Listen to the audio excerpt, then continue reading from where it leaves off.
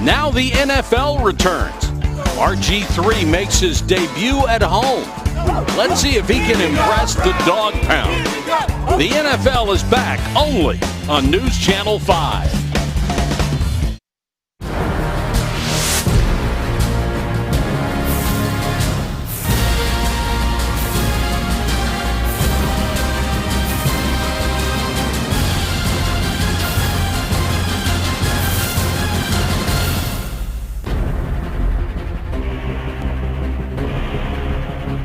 Preseason home opener against the Atlanta Falcons. Good evening, everybody. Mike Patrick, Solomon Wilcots. It's great to have you with us. One of the things that the Browns want to achieve during the preseason is to give their young players a chance to develop, to prove themselves. And they didn't get enough of those chances in the opener. Yeah, and that's something they have to be able to come here and do this evening, Mike, is they got to be able to finish off drives on the offensive side of the ball and find the end zone. As Mike said, they didn't do that very often 1 week ago. Only 44 offensive plays in that game. Maybe some of the best plays we saw were safeties that were made in the game. And so Hugh Jackson wants a larger sample size to better evaluate the talent on this roster and to demonstrate greater explosive plays on the offensive side of the ball. Now, we won't see some of the top receivers because of lingering injuries that carry over from last week, but that's just a chance for the younger guys to shine. Yeah, you got to let the big dogs hunt, right? And by the big dogs, we're talking about Terrell Pryor, who really did show himself to be a vital, important part of this offense 1 week ago. Early in the game, on their early possessions, to be able to come away with this 40-plus yard bomb from Robert Griffin III and to be able to haul it in, separate from coverage, and show that he can provide big plays within this offense.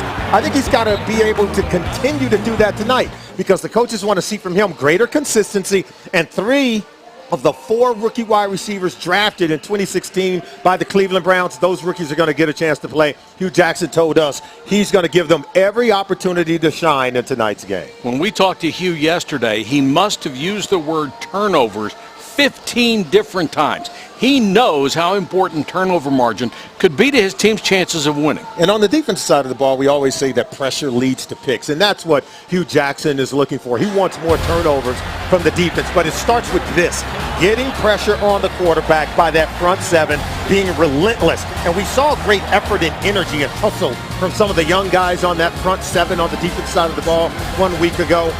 Now what Hugh Jackson wants is for that pressure to translate into plays like this on the back end, getting interceptions, being able to get turnovers, create a short field for the offense, and maybe the offense can not only stay on the field, but they can score points as well. All right, Solly, thanks a lot. When we come back, Andy Baskin will join us from down on the field. Stay tuned.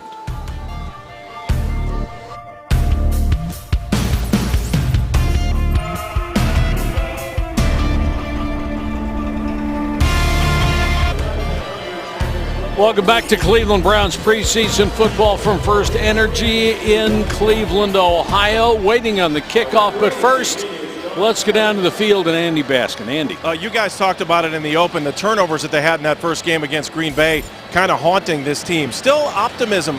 Joe Thomas will not play in tonight's game, but earlier this week, he had a chance to talk, and you know it's a young team, and Thomas believes, hey, there are good things that are going to happen for this team, and he's got a bright outlook with optimism for the rest of the season.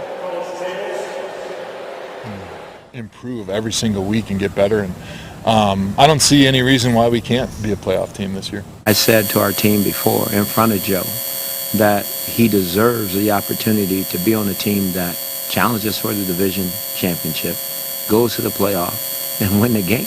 I mean, that's what this is all about. Will not play. Joe Thomas will not play in tonight's game. Spencer Durango will move over into his spot, so the rookie's going to get plenty of time tonight. Can't wait to hear what you guys have to say about him throughout the game. Guys, back up to you. Andy, it was really funny. Joe Thomas said he was suffering from old man issues. You know, the veteran on this ball club has a sore back, but if this was a regular season game, he would be out there, and he doesn't need the reps in camp. You know, a guy who has made the Pro Bowl the first 9 years of his career doesn't need a lot of work to be ready. A guy who hadn't missed a snap throughout his career. Isn't that remarkable? It's just remarkable in terms of the work ethic and the consistency in which he has played. And we talked about just his temperament. He's the kind of player that Hugh Jackson can build around here in Cleveland as they look to build something special. And I think this draft class is going to be the beginning of something special. I'm looking forward to seeing some of those guys play in tonight's game. Me too. It really could be a tremendous group of people to follow. Hugh Jackson in his first year had one prior chance to be a head coach in the NFL. Was at Oakland 8-8 in his one season, inexplicably fired from that job. Now getting a second chance in Cleveland. Atlanta won the toss, deferred. The Browns will receive.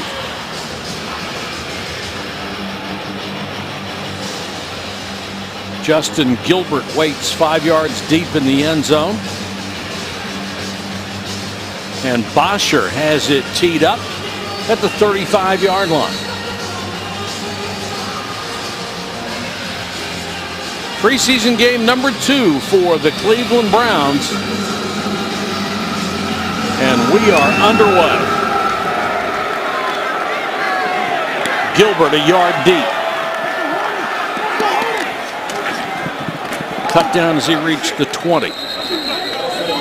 There is a marker down on the play at the 24. During the return, holding, receiving team number 89, 10-yard penalty, 1st and 10. 89, Connor Hamlet, one of the backup tight ends. Robert Griffin III, a superstar when he first came into the league with the Washington Redskins. His career had gone downhill ever since last year. Even though he was healthy, did not play a single play. Hugh Jackson thinks he can resurrect that career here in Cleveland, and there's a lot riding on it, isn't it? I see him as a rising stock under the tutelage of Hugh Jackson, Pep Hamilton. Look for them to be more exotic on the offensive side of the ball tonight and show something a little bit different, more than what they showed us last week. Barnage goes in motion, and Isaiah Crowell gets the handoff. Dances through the hole and takes it up to the 18-yard line. Brown starting lineup on offense brought to you by LibertyFord.com. Shop easier and save more always at LibertyFord.com. Drango gets the call at left tackle, that vital spot today for Joe Thomas. And on second down, the pass incomplete as they try a flanker screen. Crowell and Malcolm Johnson, the outstanding blocking fullback, along with Gabriel Pryor and Barnage, the Pro Bowl tight end. What a move by Crowell. He put one heck of a move on Deion Jones, the linebacker for the Atlanta Falcons, to have a really nice game on his first carry. Motion from Moore. RG3 to Crowell. Needed to reach the 20 and didn't get there. The Falcons defense, check if there's another flag down before we go to that.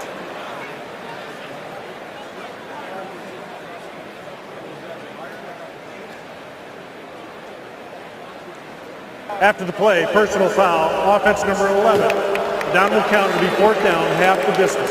It's on Terrell Pryor trying to block downfield. He's going at it with one of the Atlanta Falcons defensive backs. That's going to be Desmond Trufant. You can see the hit right there. And they're going to... It's a little touchy, isn't it? Yeah, but, you know, they don't want him to get chippy. But, you know, Pryor's one of those bigger receivers. He is going to win that physical battle. And I think they may have thought the big guy was picking on the little guy.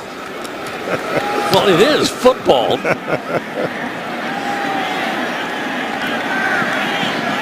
Andy Lee gets off a crushing kick.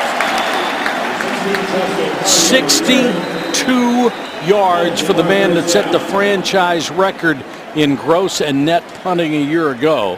Kirksey was downfield to make the tackle. Marker down at the 38. Return team number 15. And the penalty will back the Falcons up even further. We have played 1 minute first quarter, and we're scoreless in Cleveland.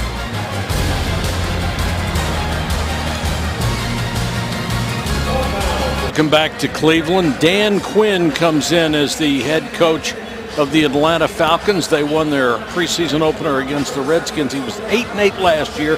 Got the job because of his 2 years as the defensive coordinator of that great defense in Seattle. Team got off to one heck of a start 1 year ago. Didn't they? 5-0, and It ended up losing 8 of their last 11 games and missed the playoffs.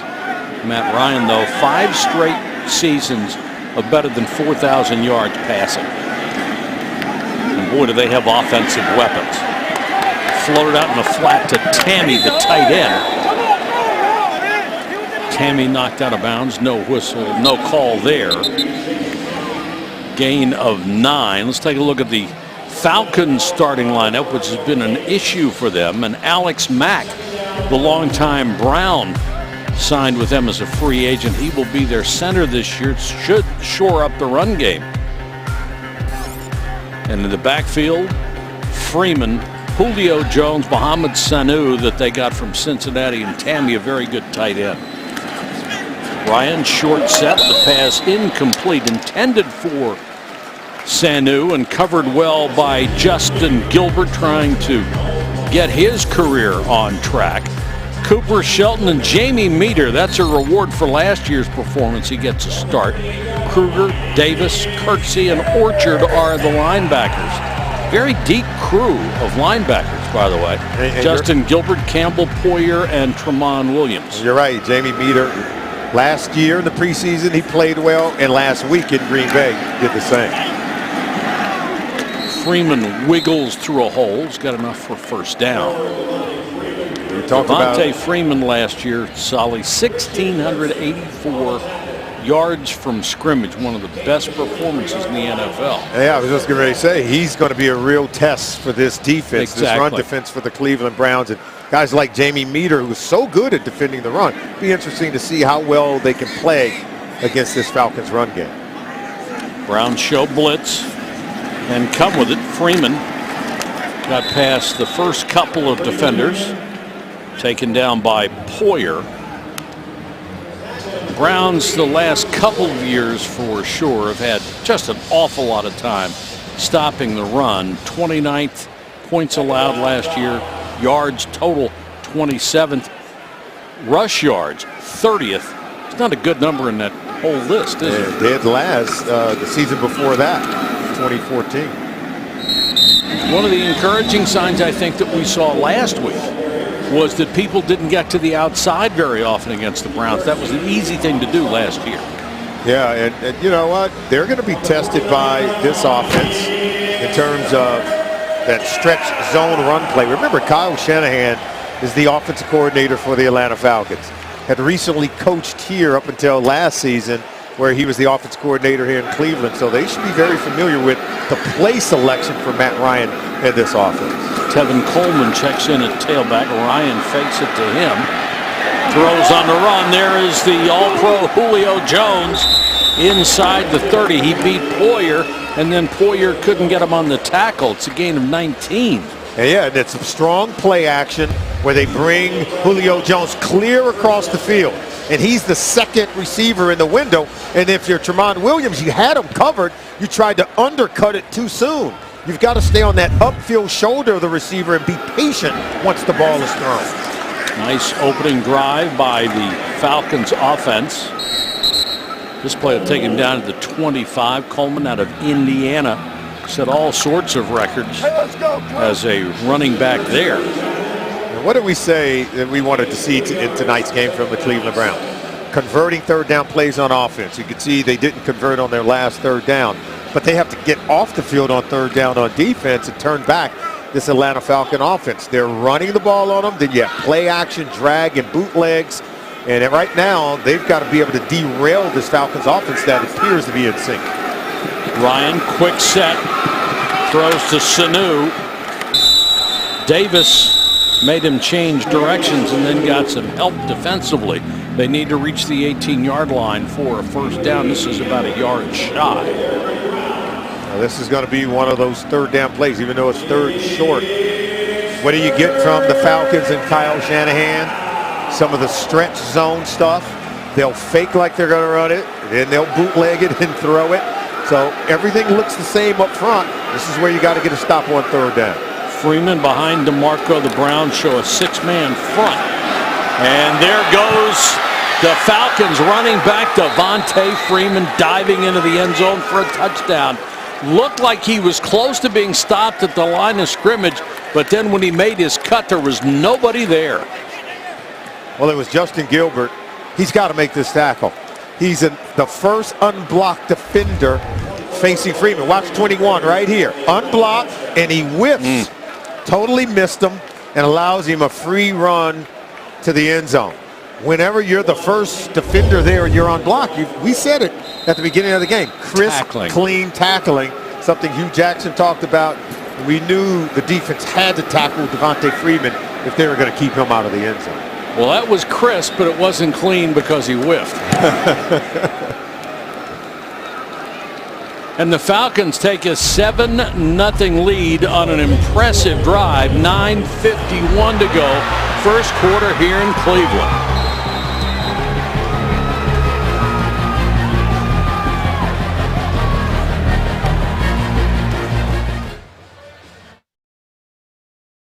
Nothing. Browns trail the Atlanta Falcons because of a sustained opening drive. Went 71 yards in 9 plays, took more than 4 minutes off the clock. Raheem Mostert deep to receive. Hugh Jackson cannot be pleased with the opening effort on defense. Keys to the game brought to you by Great Lakes Honda. Great deals, great service. Great Lakes Honda. What are the keys, Solid? Well, after kickoff, we'll certainly give you these keys because I think they are critical. Mostert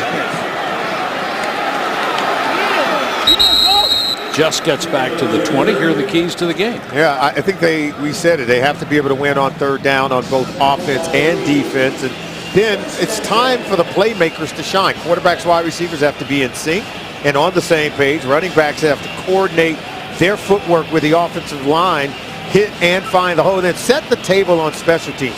Chris Tabor's special teams did a really good job 1 week ago at Lambeau, but they've got to be equally as good tonight. I think it's going to be critical for them to be good all season long to help win games. Good play fake by RG3. Takes off. This is what set him apart in Washington. The fact that he can really run the football. He's not going to run nearly as much as he did when he was the offensive rookie of the year, but he will go sometime. Well, the key is to be able to run to set up the pass, but you don't forsake one of your gifts and one of your talents, which is if you have a clear running lane to pick up a first down, get the first down, then do that slide, which is something he did not do in our nation's capital. He did not at all, and it was costly when he refused not to slide because he would take a lot of hits and found it difficult to stay healthy. Looks like France is down, and France is look at him at left tackle for Joe Thomas. I don't want to read much into it, but he was holding his lower back earlier. France, a first-year player out of Michigan State, 6'6", 312. Now looks like they're tending to his hand. Good run by RG3, got the first down at the 33. He can outrun just about anybody on that football field when he's healthy. He has over 1,400 career rushing yards, so he's capable of hurting you with his legs. Pryor, who now wears the jersey Pryor Sr. because of his 2-year-old son. That's Crowell pounding it out to the 40, gain of 7. And that is the kind of rushing offense that they want to show. They believe the offense starts with a solid power running game. And we talked about allowing the big dogs to hunt. I think the running backs is where they have great assets. Isaiah Crowell, Duke Johnson. Crowell he's got a great, powerful body lane, and he knows how to finish off runs with great power. Now we're getting some of these exotic formations and shifts to try to keep the defense off balance. There you go. It worked, didn't it? How about that? Grady Jarrett will give them 5 yards. 5-yard penalty. First down. And that's enough yardage for a first down. Well, the shifts and motions, what it does, it gets the defense off balance. They get a little jumpy, as you saw Jarrett did there. It's then the hard count by Robert pulls Jarrett out of bounds, or at least across the line of scrimmage, offsides, I should say. You've heard teams in the past say we only have 10 plays, but we run them out of 40 formations. We call it window dressing. Exactly. And it makes the other team work in practice during the week. Crowell again, good space up the middle. He picks up 5. Well, this is exactly what Hugh Jackson wanted to see out of this offense. Wanted to see ball movement, using the run game, leaning on this defensive line of the Falcons. And look, great movement. Spencer Drango and Joe Bitonio on that left side. RG3 airs it out. Pryor! Touchdown Browns! Hello from 50. They also wanted to see that. Huge explosive plays coming off the run game. And you saw the precision passing that Robert Griffin III has always been able to do. He's always had great touch on his long ball. And when you have a receiver the size of Terrell Pryor, 6'4", 225, but with the speed to separate at the top of his route, it looks easy. Al Saunders, the wide receiving coach, talked to us yesterday about this, saying that he's teaching these receivers how to win at the top of the routes. This kid started out being a project, and I don't think we could say that about Terrell Pryor anymore. He torched Desmond Trufant, who was one of the best DBs in the entire National Football League. They threw fewer passes at Trufant last year than any corner in the league, and he was beaten by 2 steps. Wow. Flag is down on the extra point try. Prior to the snap, false start, offense number 67. 5-yard penalty. That was Austin Pastor, who was the starting right tackle right now. He seems to have won that job in training camp, holding off challenges from 3 other guys. He's also on special teams.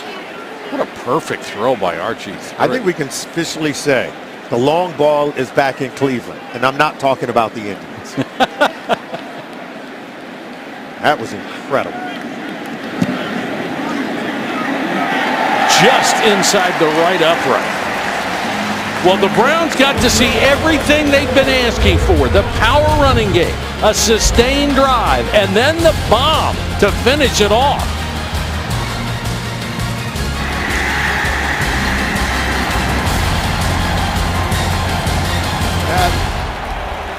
The Browns answer the Falcons' opening score, tied at 7-7. The scoring drive brought to you by the convenience stores of Speedway, official convenience store of the Cleveland Browns. And a dandy drive it was. 4 plays, 81 yards, capped by Pryor's 50-yard catch on the perfect throw from Robert Griffin III. So 2 weeks in a row, we have seen them connect on bombs. This was prettier because he was wide open, didn't have to dive for it, and it ended up in a touchdown. He didn't have to wait on it. I mean, it was like a long handoff from Robert Griffin III to Terrell Pryor. Coleman takes a knee 7 yards deep in the end zone, and the Falcons will start from there. You and I aren't surprised by what we've seen from Pryor. No, sir. In the first and second preseason game. All you have to do is show up to a Cleveland Browns practice in minicamp, training camp, and you see those kind of plays with great regularity. He's making a big play, torching the secondary every single day. And all you wanted to see was some kind of validation that he could do it come game day.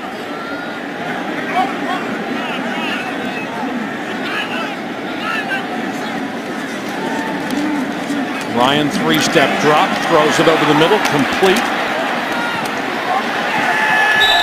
And about a 7-yard game, and Jamar Taylor missed the tackle, tried to get him high around the shoulder pass and couldn't pull him down. Here's what tackling is about. Eliminating yards after contact. You saw it on the touchdown run by Freeman. They didn't do that. Eliminating yards after the catch. When they catch it, they've got to go down right there. Taylor's got to be able to make that tackle and not allow the receiver to get additional yards after the catch.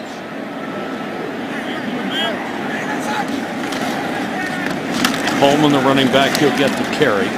Plows up the middle. Solomon, don't you think too many guys, particularly defensive backs, try to make too many tackles with their hands instead of using their body? Nobody wants to tackle anymore. Same foot, same shoulder. That's how you taught to tackle. When you bring it, you've got to don't run to the ball carrier. You run through the ball carrier. And Dick LeBeau used to always tell us, tackling is about want to. If you really want to get that man on the ground, you'll find a way to get it done. Well, that's part of my point. Guys now want to use their hands. That's part of don't want to, I think. Making a business decision, right? Yes, exactly. Ryan has to get rid of that one. Pressure coming straight up the middle from Christian Kirksey. Well, is that pressure? That's all Ray Horton, yeah, isn't it? Yeah, they wanted to go deep. Look, they were trying to go play action and go deep to Julio Jones. Yeah, he was trying to dump it because he wanted to avoid getting hit. But the pressure right there in his face forced him to try to throw it away. But initially, he wanted to try to get the ball down the field to Julio Jones. It was well covered on the back end, and we saw pressure in the face of the quarterback.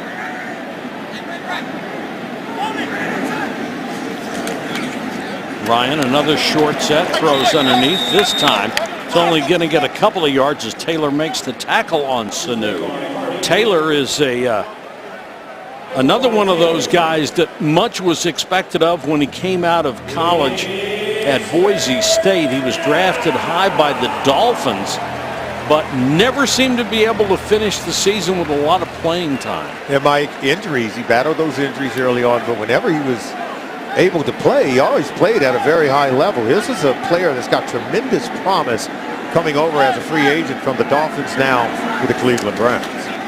Browns bring the blitz. Ryan moving in the pocket. The ball knocked away. Good cover by Taylor that time as he was right with Mohamed Sanu. We talk about tight coverage, being able to win at the top of the route, even when you're in coverage on the right side of your screen, watching knife in underneath to be able to get that ball away from Mohamed Sanu.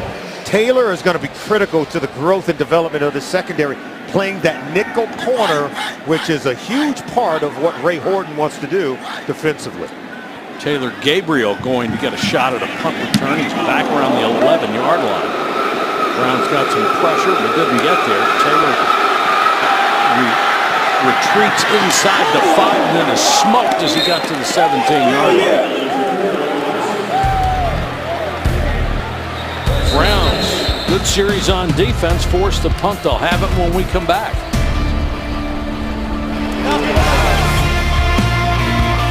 As we are back here in Cleveland, look at the punter, Matt Bosher. He's just going for a stroll, walking down in the park, and oh, he gets hit by a tank. Last name Carter. Tank Carter takes out Bosher. Bosher was down. It was really nice to see him get up after taking that hit, but you have to keep your head on the swivel, Mike, in the National Football League. Oh. Never saw that tank coming. What a great name for a football player. Tank Carter. Hey, listen now, you got to play physical whether you're a kicker or a punter. That can help you get a job on special teams. Duke Johnson into the ball game for the first time. Gets maybe a yard on that carry. You know, Duke Johnson is one of those players that I think he could be a phenomenal weapon. Not only does he catch the ball well coming out of the backfield, he runs very well despite being slightly billed at 5'9", 210. He runs well between the tackles. He's got great footwork, and I think he reads the blocking scheme in front of him very well with great feel and great vision. He was the #1 all-time rusher for the Miami Hurricanes. How many great backs have come through that program? This pass underneath complete from RG3 to Rashard Higgins out of Colorado State, 5th-round draft choice. Kid who's playing with a chip on his shoulder thinks he should have been drafted in the 1st round by somebody. But hey, it's not about when you go, it's about where you go. And he's landed in a system that's going to give him plenty of opportunity to make some plays. Johnson powers his way up the middle across the 30. Johnson, as you mentioned, with his stature, it's surprising what a tough runner he is and how many tackles he's able to make. This guy is going to factor big time in Hugh Jackson's offense because same way that Hugh Jackson used Giovanni Bernard in Cincinnati, I think that there's a role for Duke Johnson catching the ball out of the backfield, and that's something he did so very well 1 year ago. in an offense that really struggled to put points on the board. Timeout, Cleveland. He was one of the shining stars, I thought, 30 one of the seconds. bright spots for the Cleveland Browns on offense 1 year ago. Browns use a timeout. Pretty impressive so far for RG3. I don't think there's anything to pick at. Had the one great run, but he just nailed everything through the passing game. And he completed this pass, a 49-yard variety 1 week ago in the first quarter, and then came back with a 50-yard touchdown bomb to Pryor again in the first quarter of this game. So when you can stretch the field like that with the long pass, everything underneath opens up, and it really does help the offense work more effectively and efficiently. Good play fake by RG3 under pressure. Flag is down, using that quickness to try to get away, and then does something that he rarely did in Washington: throw the ball away, give up on the play. The coaches have been all over him trying to get him to do that, but I think there's a holding call that's going to bring this back. Offense number 79, 10-yard penalty, replay, second and it's down. Dan France who's playing tonight for Joe Thomas at left tackle. Well, it looked like they had him hemmed in right there. See there? Watch this hold right here. Okay. They could have got Batonio. I think it was Joe Batonio as well. Or maybe pick one, right? Yeah, I think so too. He didn't have two flags. Yeah, so. but don't let your quarterback get hit. I really believe as offensive lineman, you've got to do whatever you can to keep guys from getting there. Back it up to the 21. This drive started at the 18. They'll spread the field with 4 wide receivers. Blitz coming. Johnson. They're trying to set up a little flanker screen out there and get the tackle out to block, but it wasn't executed very well. Yeah, pretty well covered by the Falcons too. Very well defended, very well covered. You see Hugh Jackson calling those plays. 61 catches out of the backfield. That was right around, that's second among NFL rookies behind Amari Cooper, just for catches, but one of the best in terms of running backs. 61 catches coming out of the backfield one season. 3rd and long. RG3 screen. And Barnage never had a chance. He was wrapped up as soon as he touched it by Brooks Reed, the defensive end. Well, you got to give the Falcons defense credit. They were where they were supposed to be, and they had some good clean tackling there. But they're not, you know, if you're talking about the Browns, they're not getting the blocks because they're supposed to be able to screen off Brooks Reed from getting there. They're supposed to be able to get out in front of Duke Johnson on that catch he had where the blocker just didn't get out in front of him to execute the play.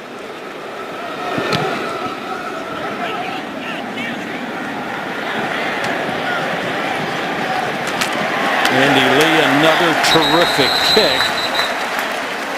A 58-yard rocket off the leg of the veteran.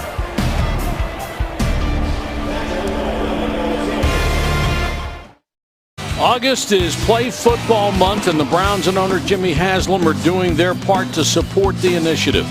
In May, the Haslams announced a multi-million-dollar donation to refurbish 5 football fields for the Cleveland Metropolitan School District. 3 of these projects are already done, and the fields are ready to play this fall. I think it's a wonderful thing to do for overburdened school districts who can't do it themselves anymore. Oh, the Haslams, they get it. You know, when you have a professional team, you're in the community. I think it's great to be able to give back and, you know, influence the community in such a positive way. And clearly, that's what's taking place here in Cleveland.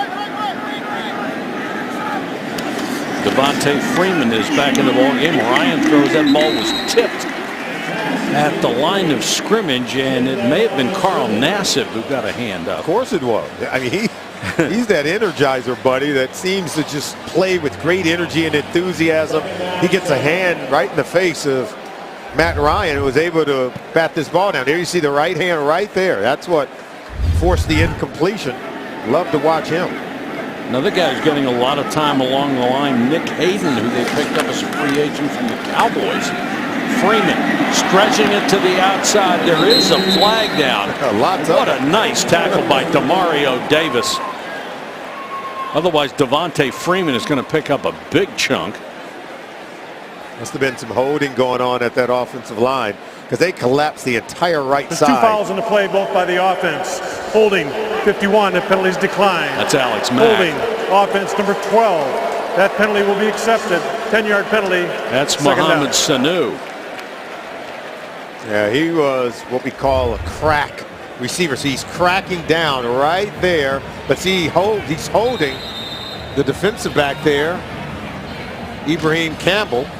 As he comes up, Campbell was in great position to make the play. Sanu had to grab him. And a great decision by Campbell.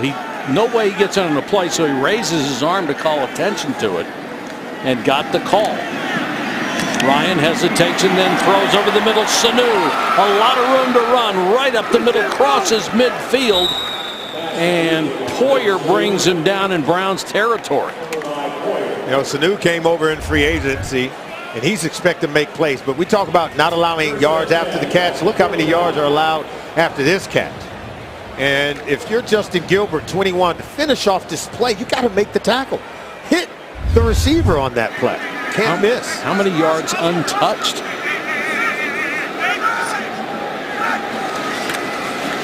Freeman, nice hole off the right side. May have gotten away with a hold in the secondary as well to get him another 5 yards.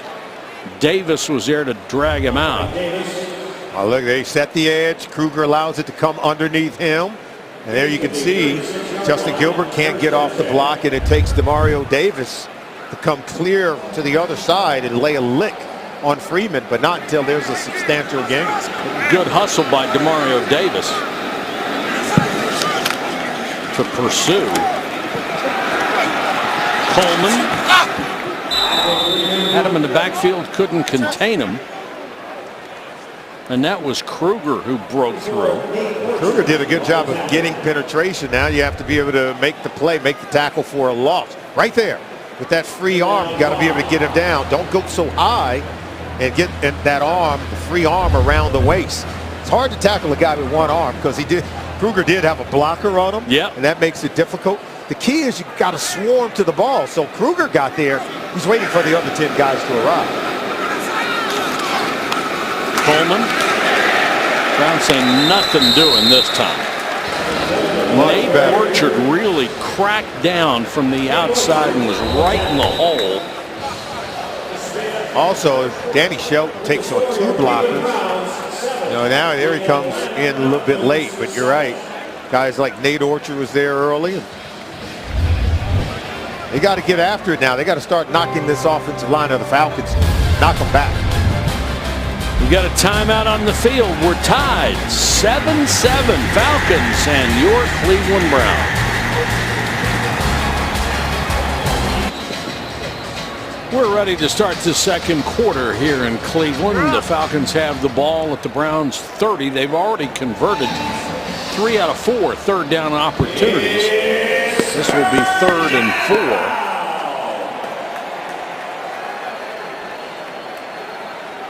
Good penetration, good coverage on the back end.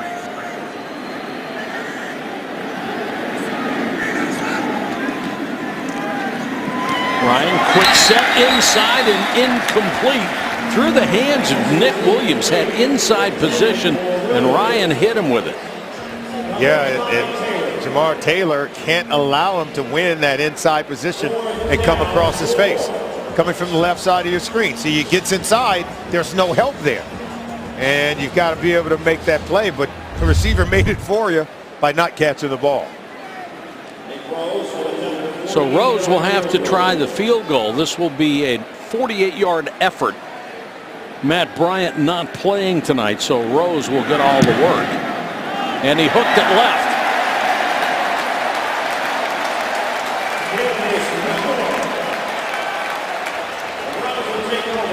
Thank you very much. Wow. You know, every now and then they miss them. Every now and then. And look, Chris Tabor, special teams coach for the Browns, elated. He was retained by Hugh Jackson, and that doesn't happen very often. Usually when an entire staff is fired, it's all or nothing. His reputation as a special teams coach kept him on this staff. Browns break out with RG3 and a sprint to the 40-yard line. 22 yards on the run. We talk about exotic, quick hitting plays. Watch the defense. Everyone gets wrong in the red jersey. Roberts outside the screen and running free down the field, doing what his coaches taught him. You got to slide, don't take the hit. But that's something they'll be able to do all season long. That's that option game. And if it's wide open, why not take it? It's a part of the offense. And Hugh says, look, I'm not going to take away from Roberts some things he does very well. What we look to do is use those as a foundation to build on what he already does to help him to become a more complete player. Crowell hitting the backfield, struggles forward, maybe a yard. The first quarter stats are brought to you by Mazda. In every car we make, you'll see why driving matters. Both teams are running the ball very well. Third downs, that's where I think the Browns got to be better. They have to be better on offense, where you can see they're 0 for 2 at converting third downs. And defensively, they got to be better because they're allowing the Falcons to convert 3 of their 4 third down plays so far in the game. Empty backfield for RG3. Barnage is in the slot on the right side. Griffin looks over the middle, incomplete, in and out of the hands, in traffic.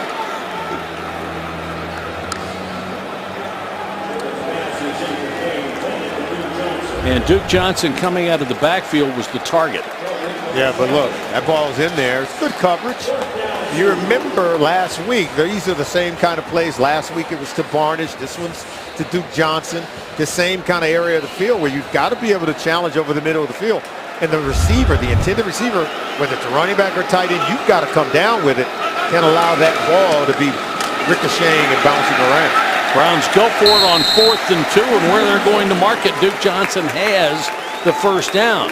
Cleveland did this in the opening game. I guess the philosophy is I'd rather work on the ground game than work on the kicking game. We think that's solid, so why not? And you know what? Hugh Jackson has a way of challenging the offensive line, saying, look, there's going to come a time during the regular season we're going to need 1 yard, and you've got to get me the 1 yard.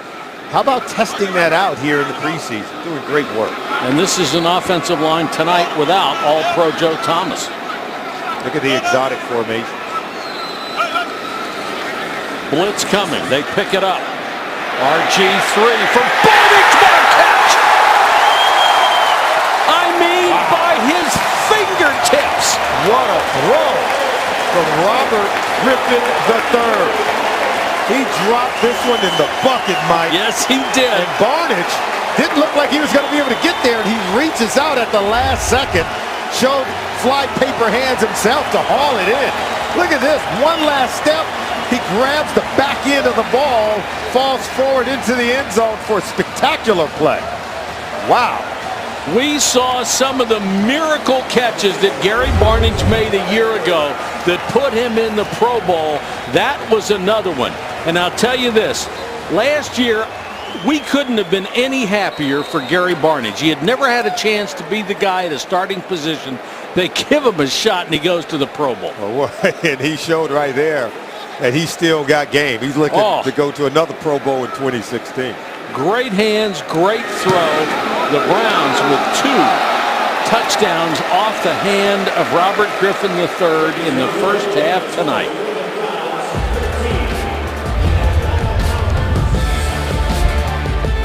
Browns strike to take the lead, and we'll be back right. Browns on top 13-7. The result of 2 spectacular pass plays. The last one to Gary Barnage, and the first one to Terrell Pryor Sr. Speedway scoring drive, 62 yards, 2 minutes and 19 seconds. Brought to you by the convenience store of Speedway, official convenience store of the Cleveland Browns. And the kickoff through the back of the end zone. What a night for RG3. Making plays from the pocket, Mike, on a 50-yard touchdown toss to Terrell Pryor, then showing his legs. on a 22-yard tuck and run, then to the slide, and then a 29-yard touch pass to Gary Barnidge, showing off his full repertoire is RG3. I like the fact he's making these plays from the pocket, which I think is showing an evolution to his game. This is going to be the talk of the town come tomorrow. Matt Schaub is in as the new Falcons quarterback, free agent out of Virginia. And they'll give it to Brandon Wiles, the rookie running back from South Carolina. What did we say coming in? As you take a look at RG3, we said they had to finish off drives and find the end zone. He's got 2 touchdowns here in the first half of this game. He's been red hot, very consistent in his reads. I love the tempo of the offense. It's very quick, up tempo, a lot of shifts, formations, but he's very decisive on these throws and throwing the ball with great accuracy down the field. Play action fake by Schaub, tipped up in the air. Gilbert was there, may have gotten a piece. The quarterback stats brought to you by First Energy, your hometown energy team. I thought after last week when he completed like 50% of his passes and had the interception, people were overly critical of his performance. I thought he threw the ball pretty well. I still don't believe the interception was his fault. Tonight, there's nothing to criticize about RG3's Oh, absolutely not. And coaches and players, they're not going to point the finger as to say whose fault it was. But you and I, we diagnosed that play, I think, accurately in the game. But they're going to move on because they know they can still get better. Schaub under pressure. Nassib was there, had a sack last week. Gets another big tackle here. There's a flag in the secondary, however. This was a coverage sack. And Nassib, because of his hustle and relentlessness, finds Illegal the quarterback. contact, defense number 21. 5-yard penalty, automatic. First down. That's on Justin Gilbert. Yeah, Gilbert's struggling on the back end, but the pressure, I think the coverage on the back end forced him to hold it. And there you see Nassib just collapsing that pocket, is able to get to Schaub. Nassib, the Big Ten Defensive Player of the Year and the leading sacker in the history of Penn State football. Oh, that's saying something. Yeah, isn't it though? Great players have come through that program. I mean, for years it was called linebacker U, but he almost Timeout, turned Cleveland, into the team's defensive end U. 30-second timeout. And Schaub had just tremendous years with the Texans. But other than that, he has had an up and down career. Yeah, and it ended. Remember that last season, Kubiak was the coach. Schaub had all those interceptions returned for a touchdown. Right. And, you know, it got to a point where you just had to say, well, look, let's get him out and see what else we can do. He had a season in Oakland.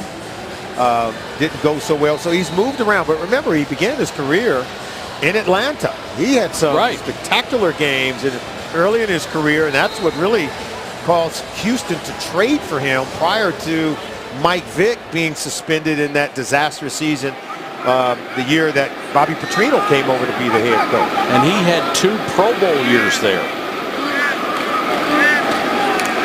Wiles, maybe about 5 yards shy of a first down.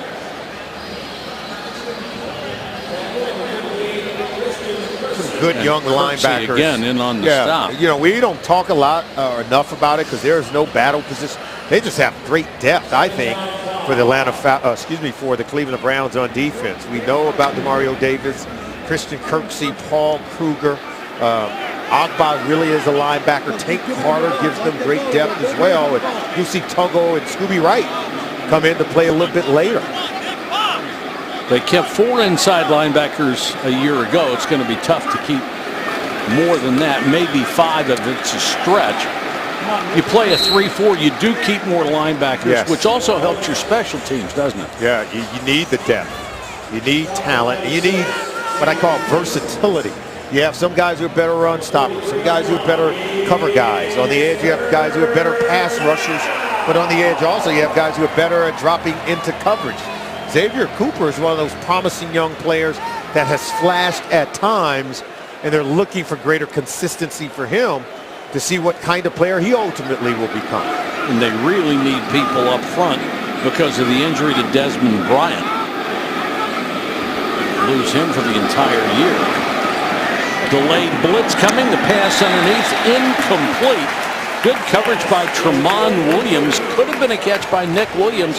He hasn't been able to hang on to a couple of them. Williams is struggling to haul it in. I did thought that Schaub was kind of had to double hitch it a little bit.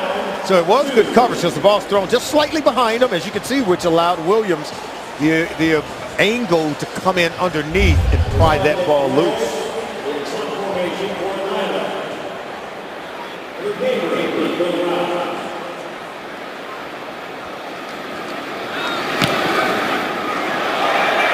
Shanked off the right side of his foot.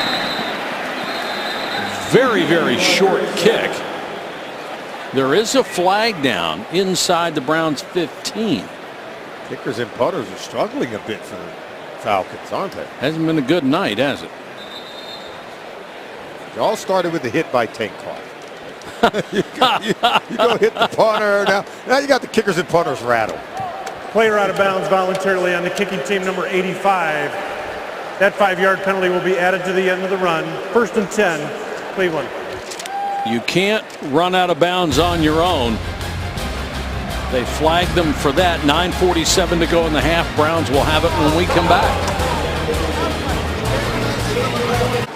13-7 Browns. They'll have it at their own 46. First, we check in with Andy Baskin. Andy. Hey, it was good to see Taylor Gabriel back out there on that punt return and back out on the field. On the prior punt return that he had, he may have rolled his left ankle a little bit. They worked him out down here on the sidelines, running forward and backwards. So he's back out on the field, but that's something you may want to keep your eye on for the rest of the time that he's in the game. All right, thanks, Andy. And he's getting a chance to play wide receiver tonight because Hawkins, Coleman, and Gordon are still nursing injuries.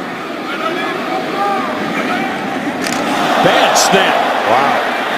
RG3's got to chase it down, dives on it at the 20. Can I tell you something? Cameron Irving has been challenged with this. And now we see in the shotgun just snapping it right over the head of RG3. And penalty flags down at the point It looks like they're where coming Robert back. went down. After the play was over, personal foul, face mask, defense, number 56. He actually touched the face mask. Enforced from the end of the run. Can't go 15-yard ahead of the penalty. quarterback. First down. Right? Sean Weatherspoon. He must have slid past him. Watch the snap. But look at the snap. I mean, whoa. Cameron Irving, he's been challenged by this. Now, this is the stuff that's like in baseball, the shortstop not being able to throw it over the first. I mean, careers are affected by the. Oh, look at that. Yeah, you can't. We do hit that. Solomon. We had a punt that didn't go that far. You're right. You're right. Hey, listen, it's happened in practice. It's been the focus of conversation in practice. Cameron Irving, this is the thing he's going to have to fix if he indeed is going to become a center in the National Football League. It's a huge break for the Browns. Wipes out the big loss because of the penalty. Now Griffin in trouble, and down he goes. And the pressure came right off the corner from Adrian Claiborne. Oh, yeah, and Robert's got to see this. See, he looks up now, it's coming right in his face. And they just totally whiffed on the block. Got to be able to pick up any protection. That was Robert Hughes. He was the fullback coming over trying to protect against Claiborne. Didn't block him at all. So back the ball up to the 30. The Browns have to get to the 47 for a first down. And things getting a little sloppy here. Crowell back in. Hitting the backfield. Claiborne with another stop. And pushing and shoving afterward. They're getting a little chippy down there as well. A few errors up front in terms of a bad snap from the center and poor protection as the fullback was coming over, and they're sliding the line one way. Fullback got to kick out and block Claiborne on the other side, and he gets the sack on Robert. And now they're facing a third and very long situation. Rashard Higgins, number 81, is in there as one of the wide receivers. Pryor is in the slot. Moore is also in there, and a whistle will stop play. This is the third and final timeout. Cleveland, 30 Browns seconds. used their Timeout. last timeout with 7:53 to go in the half.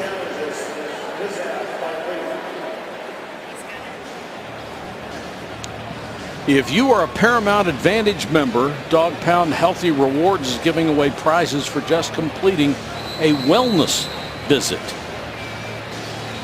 You don't even have to put out much effort. Be interesting to see what Hugh Jackson could dial up. See that play call sheet? You know, on 3rd and 18, that's not a lot you can do. Usually you call a screen or a draw. Hope a guy can break a tackle, and if you could break one tackle, you might come close to getting the first down, but it's a very tiny list of plays. Exactly, because what you don't want to do is go forcing the ball down the field in a situation and risk turning over the football.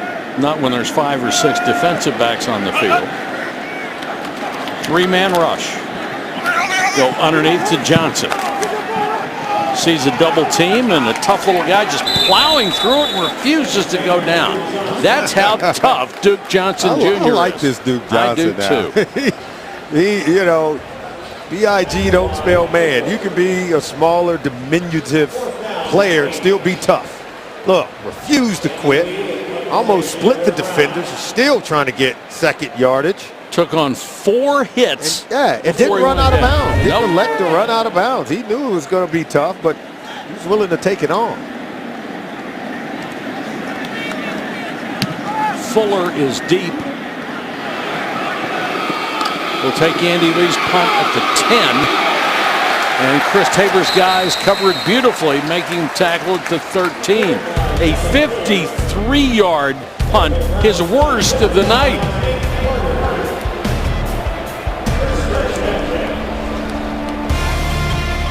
You want to win in the National Football League, you better play with some emotion, and the Browns are doing it tonight. Coaching staff included. Of course, Chris Tabor's like that all the time. We call that having fun playing football. Yes, sir. It is still a kid's game. Have fun. Those are big kids. Schaub with the quick out to Levine Toilolo. Well, yeah, got to tackle him. And again, Gilbert, he's got, Tuilolo kind of took him for a ride. So we talk about it was 265. Being crisp, but no, I mean, hey, get him on the ground. Don't allow the yards after the catch.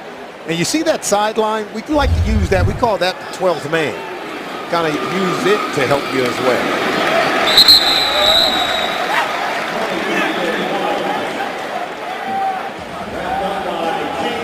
Nate Orchard came up from his outside linebacker spot to get in on that stop. Really good pass rusher out of Utah. Was very effective in his final season at Utah. Came over and had, I think, an adequate rookie season. Still can play better, but I think he's a promising young player. Wilds is the single setback with Schaub. Browns rush 4. Good pass to the outside, completed in front of Alexander by Hooper, the tight end.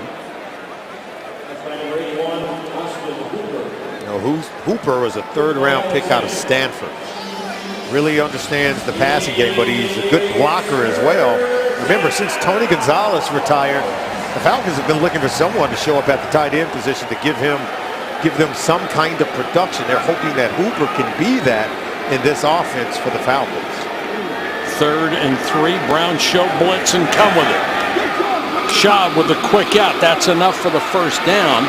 And a catch by Nick Williams. Williams gets extra yardage as the Browns can't get him down again. Smaller guy this time. Okay. And no tackle. But still and that's what I'm sure you're going to hear Hugh Jackson talk about. And we said it at the beginning of the game. They have to be crisp and clean in the tackling. Don't allow yards after the catch or yards after contact. And so just being able to corral players and not allow them to hit that first down marker is really what you're trying to do. From the 45, clock running, under 5 minutes to go in the half.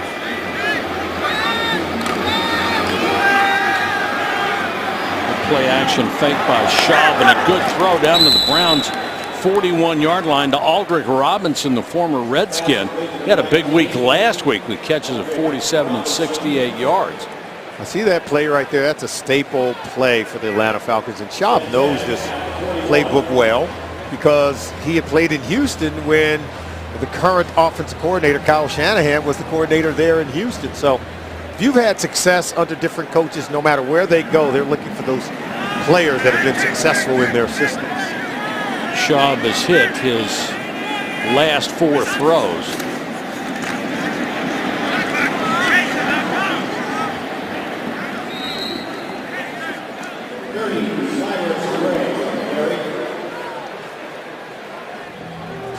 Now I've got some of these young defenders in there. Emmanuel Agba is in the game. Carl Nassib. Now let's see if they can begin to make their presence felt, as we saw them do last week. This defense played 80 snaps at that game in Lambeau. That's a lot of work in your very first NFL game. Fake by Schaub to Gray, throws underneath. Again, the catch by Nick Williams, and Williams is dragged down quickly by Tracy Howard. Howard's a good young player. He allowed Williams again to get across his face. Williams getting a lot of action. He dropped that first one thrown to him by Matt Ryan. Now he's starting to make some plays. As you take a look at Howard, Howard's a promising young player who's getting a look in this game tonight. Rookie out of Miami, where they recruit so many outstanding athletes. Schaub, quick set. Williams again. Got by Howard. Chased in the middle by pursuing linebackers and brought down. Defense kind of got caught out of position there. Falcons offense playing very fast, getting up to the line of scrimmage, motioning and shifting, and Howard kind of got caught through the traffic, and that's where the separation occurred, and Williams was able to make that catch. Xavier Cooper with good pursuit to get in on that stop.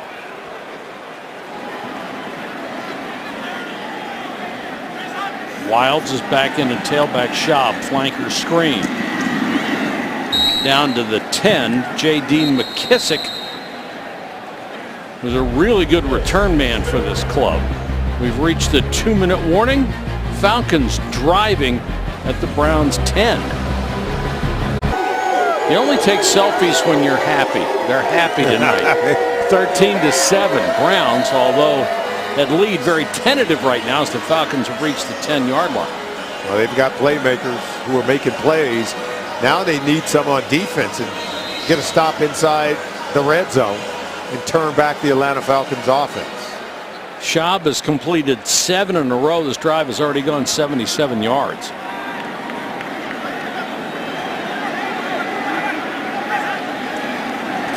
Wilds on the toss.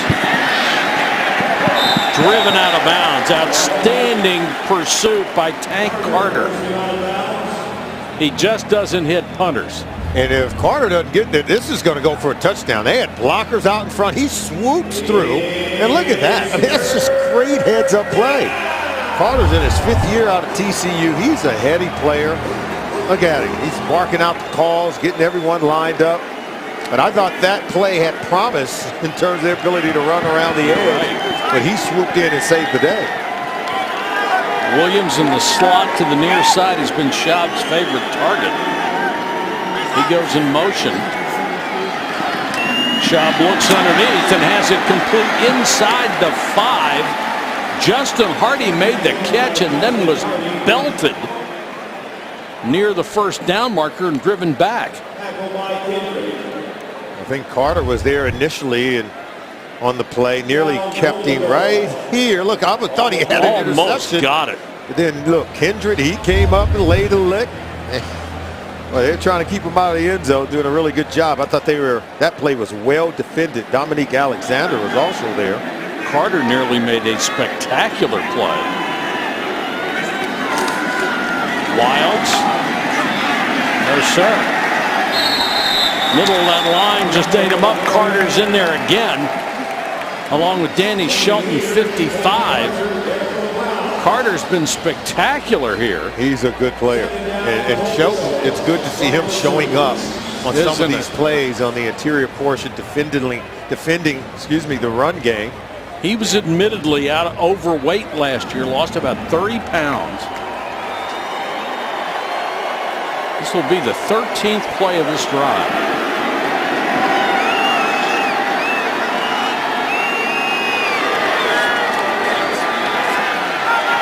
Shaw with time to the corner, incomplete. Knocked away by Kindred. Got a hand on it, covering Austin Hooper.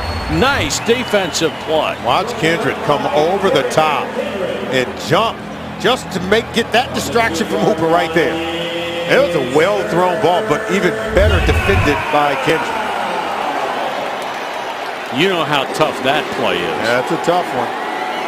But he's a tough player. They've got some players now in this secondary competing for jobs. 3rd and goal. Gray on the toss. Excuse me, Gus Johnson. And Gus Johnson scores, but hold the phone. There's a flag down at the 4. Holding, offense, number 82, 10-yard penalty, replay, 3rd down. Take the points off the board and back them up with 24 seconds left. Yeah, this play looks just like, I think it's going to be Bryce Harris, number 72, but looked like that previous play where I said it looked promising, but Carter saved the day. Well, no one's there. Look, they're out in front. No, no, that's holding. That was not a hold. 2 yards in the end zone. All he did was push Justin Gilbert. Yeah, interesting. Must have gotten the number wrong because they couldn't have called it on him.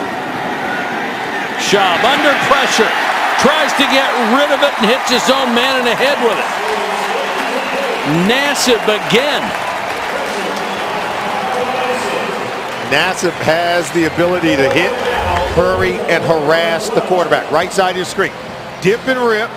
And look at him. Even Danny Shelton was in there as well. Yes, he was. The speed off the corner by Nassib.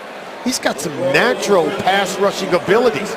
He was able to win the hand fighting battle, dip that right shoulder and rip underneath, and boy, he was able to force Schaub to step up in the pocket, disrupted the timing of the passing game. That will force Nick Rose to go for the field goal. A little draw on that one and just got it inside the left upright.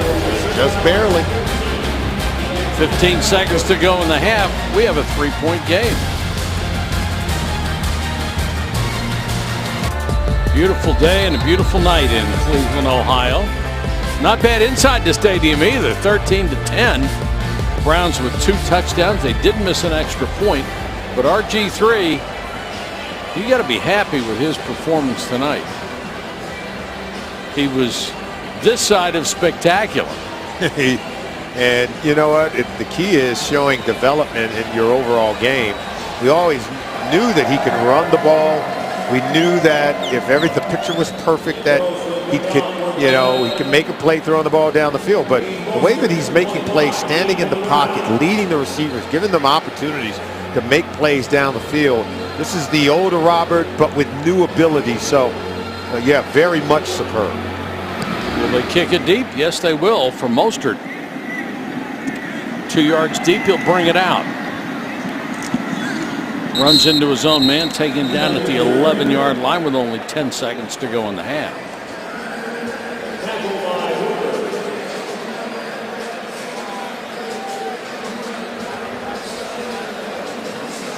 RG3 done for the night. Josh McCown checks in. Really consider all the injuries and the lack of wide receiver support last year. It was he and Gary Barnage putting on the offensive show till the last couple of games of the season when the running game perked up. But McCown had a heck of a year. You put some more talent around him, he is a very dangerous passer. McCown, he comes in and provides leadership for younger players who are going to be in the huddle as we start the second half, but he's going to get to play. And then we get to see maybe Cody Kessler in the 4th and final quarter. But, you know, all these quarterbacks are well trained. Hugh Jackson expects them to execute at a very high level. Let's go to Andy. He's with Hugh Jackson. Thank you, guys. Your assessment of that first half. Not too bad, but we could do some things much better still. A couple things, little things here and there. I remember when you walked off at halftime last week, you were perturbed with little nitpicky things. Yeah, it's still little things. I mean, we got to stop the run better. I thought we did a better job on offense of taking care of the ball, but third downs is still one of our Achilles heels right now. We just got to work through it. I mean, we'll get better the more we understand what we're doing, and the guys keep working at it. We see the starters in the second half, or they're done? No, they're done. You know, we're going to get these young guys out there and let them play. Thank you very much. We'll see you in the second half. All right, that's it. Halftime here at Cleveland, here at First Energy Stadium. We're back right after this with a Mazda halftime report. We're at halftime in Cleveland, and the Browns are on top of the Atlanta Falcons.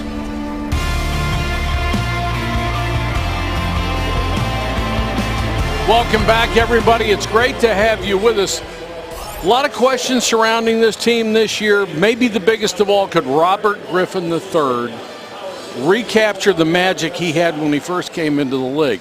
If you go by the first half tonight, the answer is yes. But he had to come out and answer some of those questions, even for his head coach, Hugh Jackson, who was determined to give RG3 the opportunity to show that he could still do this. Make plays, throwing the ball down the field, 50 yards down the field to Terrell Pryor, then a nice 29-yard touchdown toss to Gary Barnidge. What a phenomenal play. 2 touchdown passes, but the fact that he made them by standing in the pocket and delivering the ball, even with pressure coming down on him, Mike, I think it shows his growth. I think it shows his overall development. The first half stats, if you're playing fantasy football to win, then get the edge with PFF Fantasy Gold, free with your first $10 FanDuel deposit. Well, we know they can run the football. We're still finding out if they can stop it. But I will say this, the Atlanta Falcons, they run the football very well.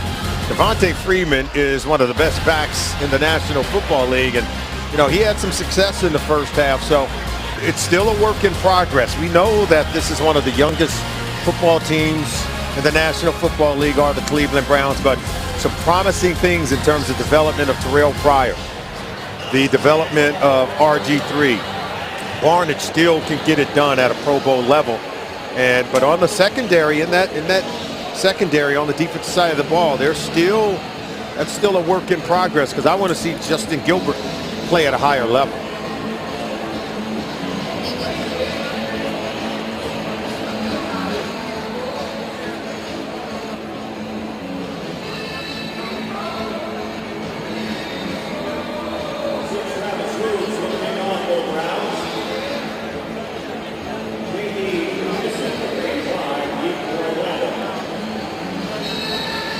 Browns will kick off here in the second half. McKissick waits in the end zone. He had an enormous kickoff return, 100 yards plus a week ago. 2 yards deep, he'll try it again. Has a seam up the middle, but stopped shy of the 25-yard line.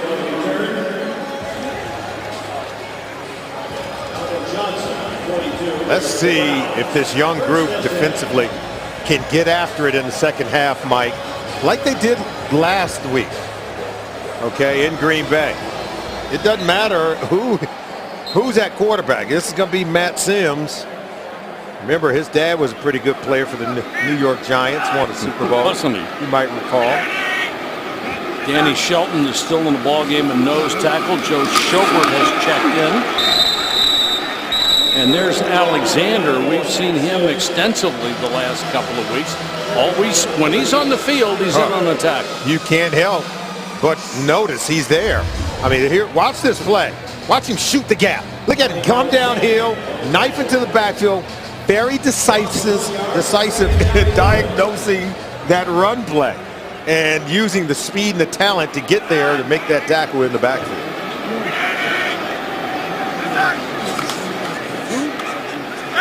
Sims, short set and a quick slant completed out to the 35-yard line, and that's Devin Fuller out of UCLA. A couple of guys drafted off the receiving roster of UCLA this past year.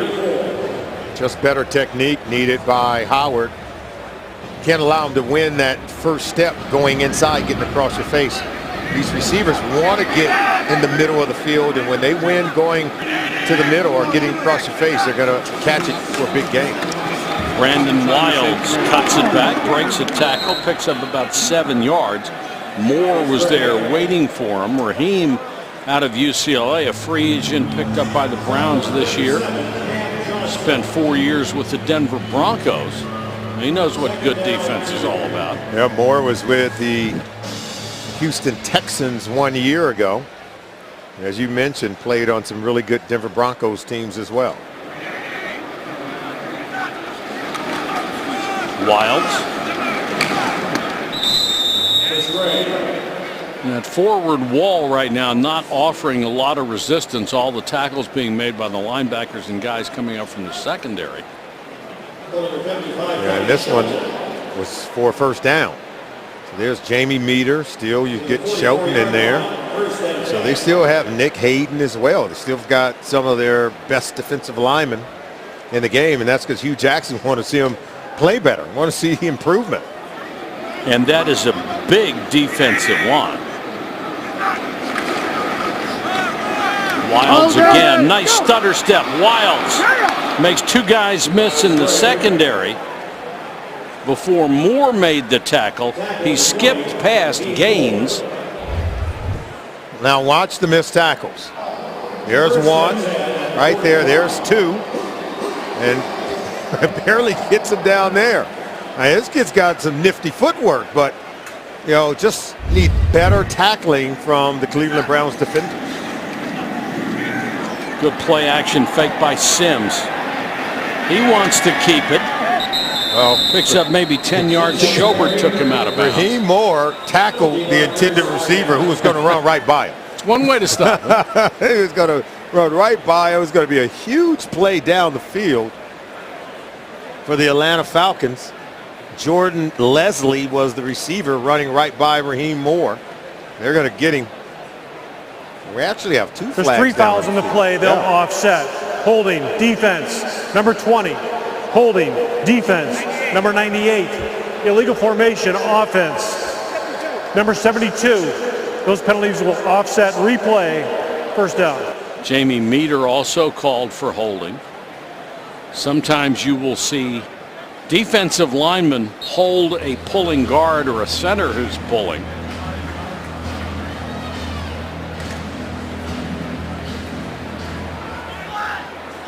And we'll do it all over again because they're offsetting. 1st and 10 at the 45.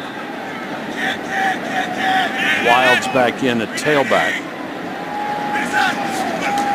Will Rattel is the fullback.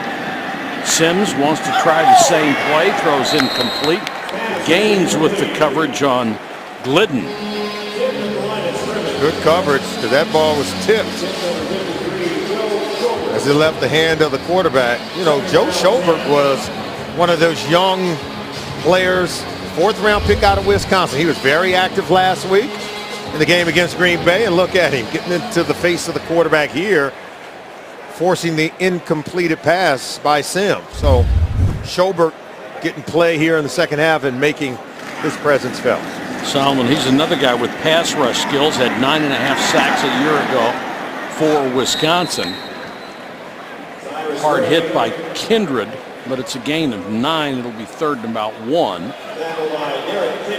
There's Schobert there. He's a promising young player. He looks good. I mean, every time he comes in, I think once he kind of lost the edge on one run play, but then when they tried to keep running at him, then he immediately corrected and began to make stops, and he was able to set the edge and defend the run.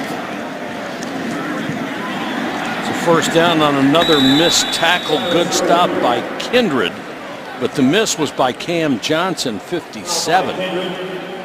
As a group, Solomon, don't you think that the linebackers have looked better than anybody? Well, there you go. There's a missed tackle there, another missed tackle. Oh, actually, Kindred was able to get him down, but Hugh Jackson's not happy with what he's seeing defensively because the defense can't get off the field. Wilds comes back in, gets the toss. Good block downfield. 15 yards before anybody touched him, and Raheem Moore whiffed on the tackle, and Atlanta takes advantage. when you have a running back pinned on the sideline, you got to at least get him out of bounds or make the tackle.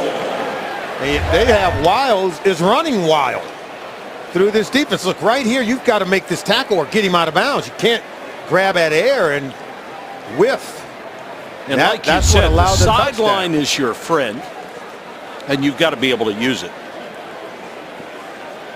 Yeah, Hugh Jackson's not happy there because he saw just on that one drive alone, they missed over half dozen tackles. You said at the beginning of the broadcast, and we talked to Hugh Jackson about it earlier this week, the one thing he wanted to see, a defensive performance, improvement, crisp, solid tackling. Yeah, and he hasn't gotten it certainly with this unit. Seeing the opposite of that here tonight. But it's preseason for a reason, even for us, right, Mike? Brandon Wiles all the way for a score. You got it, partner. Mostly smiles for the Cleveland Browns on the sideline tonight. Not on that drive. The smiles all belong to the Atlanta Falcons because of missed Browns tackles. It led to a solid 79-yard drive.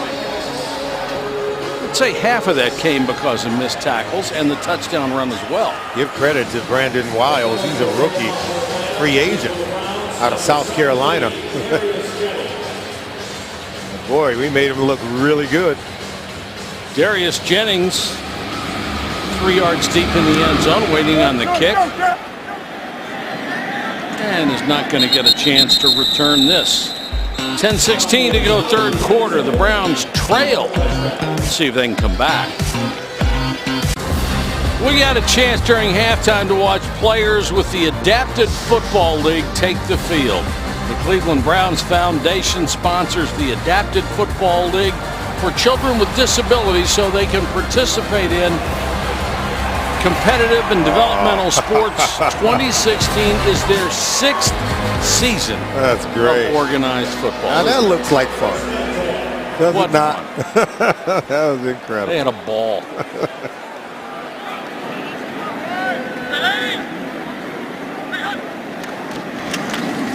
Josh McCown in at quarterback, gives it to Terrell Watson. Young man who overcame all sorts of reading and learning disabilities to get into college, and he gets to play with one of the really good guys in this league. Josh McCown, the kind of quarterback that you want in that room, somebody who's willing to share all the knowledge he has built up over his career, and if you call on him, he's going to answer the bell and play well. In trouble. They just ate up the middle of that Browns line that time. And the sack goes to Joey Mbu. This is what we talked to Hugh Jackson about. We met with him, and how difficult it is for these quarterbacks to play well when you change out everyone on the offensive line. It's almost not fair, you know, when you talk to a guy like Josh McCown. You know he can make plays in the offense. He's got a professional pedigree, but the players around him, you've got to give him time. You've got to protect him and allow him the opportunity to make plays so we can see what these young receivers are going to give us. Bailey is in at one of the guard spots. Garth Gerhardt is the new center, and they took advantage of them. Screen set up. Watson. Boy, he's a big running back at 6'1", 240. Looks more like a fullback, but he plays running back. Out of Azusa Pacific. Caught that and was rumbling like a rhino as he was heading toward that first down marker. Read an article that said he has almost a photographic memory. That's the way he could overcome all those reading disabilities. Wow.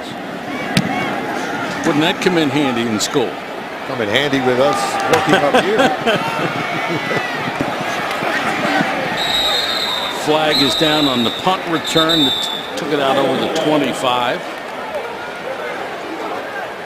And another booming punt from Andy Lee. During the return, illegal block in the back, receiving team number 40. 10-yard penalty, 1st and 10, timeout on the field. Got a timeout on the field. 8:11 to go, third quarter. Falcons lead by 4. 17-13. The Falcons have the lead with 8 minutes 11 seconds to go in the third quarter, and they'll start from their own 12-yard line. Let's see if they can go out quickly. Take a look at those 2 young receivers there. Peyton, Higgins, Rashard Higgins, a 5th-round pick. Jordan Payton, he's a 5th-round pick out of UCLA, and those are guys they want to get a good look at them here in the second half.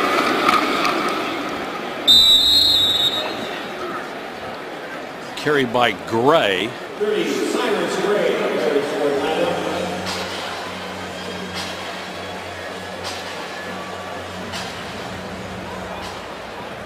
And the Falcons, if they can, would just like to keep ripping off 5-6 yards at a time through the middle of that Browns line.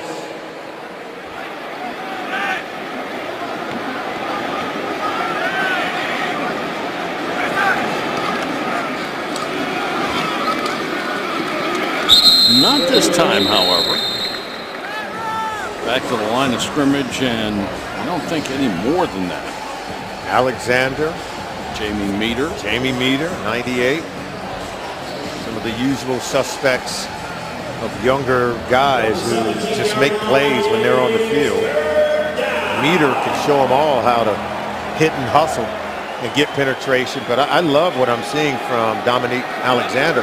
He's an undrafted free agent out of Oklahoma. Somebody said a long time ago, you never embarrass yourself if you hustle. Guys like Meter seem to hustle on every play. This will be enough for a first down, caught in front of Kindred as he bangs the wide receiver out of bounds, but not in time. Kindred is an impressive player himself. You know, he was drafted in the 4th round out of TCU. You know, they draft so many guys, 14 of them, and some of them you tend to forget down the line, but, you know, 4th round, that's a high enough pick. And every time there's a collision, there's a physical play in the back end, it's Derek Kindred making a play. Sims with time and threads one over the middle up to the 44. Gaines with the touch on the ground. Leslie made the catch, a gain of 19 yards. Nice throw by Sims. A nice throw, but this was well timed. They clear out for him, and he runs underneath. Right there in the hole. And if Charles Gaines could have got his head around, he would have been able to make a play on the ball. He never saw the ball coming. Falcons go back to the eye. Brown showing a 6-man front, and Wilds can't go anywhere. Alexander is there again. Yep. Alexander out of Oklahoma, 6 feet, 235. They're going to have some tough decisions to make. You're talking about some of these position battles. We already talked about how deep they are at linebacker, and I think Alexander's a promising player.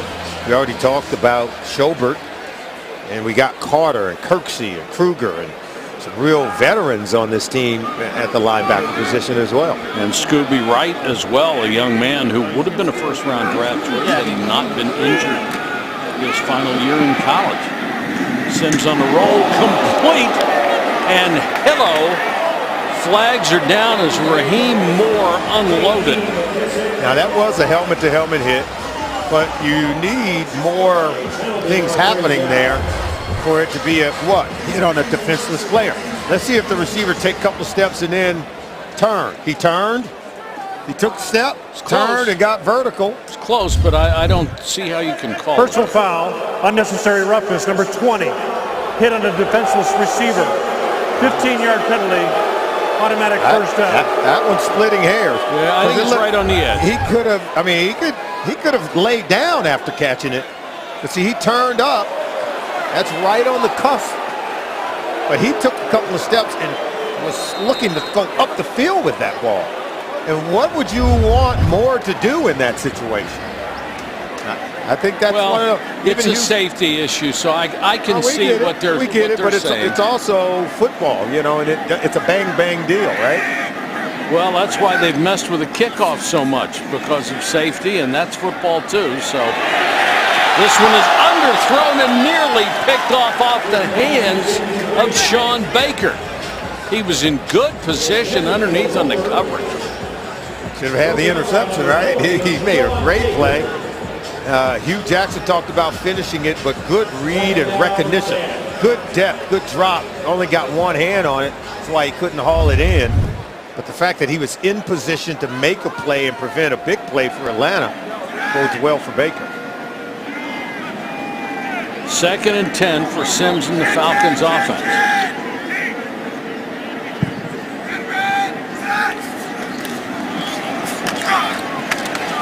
Room up the middle again for Gray.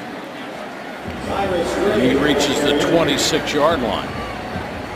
Get back to what we're talking about in this player safety issue. We have already seen the game change dramatically, and you just wonder how much more it's going to be forced to change before they say, we really can't do anything else. This is it. Well, I think that's a teachable moment to Raheem Moore, because he could have lowered his target line and blow right through the receiver, Certainly but just could. not to the head area. Yeah. Then there's no penalty coming. Here's a sack coming. Browns football as that thing came loose. Guess who? And Carl Nassib did it again. He was shot out of a cannon, Mike, coming off the right side, left side of the defense. He was unblocked, and it was a sprint to the quarterback right there. Look at this sprint, and then he knows, get the ball out. And then look at him finish the play. He sees the ball on the ground, he's going to get it. How do you leave Carl Nassib unblocked? He's going to make such a name for himself with these Cleveland Browns. That'll probably be the last time in his career he gets left unblocked. He got the trifecta. The sack, the forced fumble, and the recovered fumble.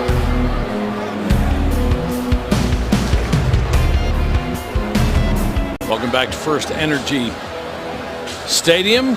Carl Nassib, the star of the Browns preseason on defense. He has been all over the place. Every week. Plays just come to you when you hit and hustle, right? And Nassib has a knack for hustle. McCown takes over at the 39. Mostert in as a running back, gets a little swing. Mostert between tacklers. Then hit and knocked down out of bounds. The referee turned his back on the play. I think he missed the late hit. And another official came in and threw the flag. Yeah, he was hit way late. But I love the way he attacks the line of scrimmage.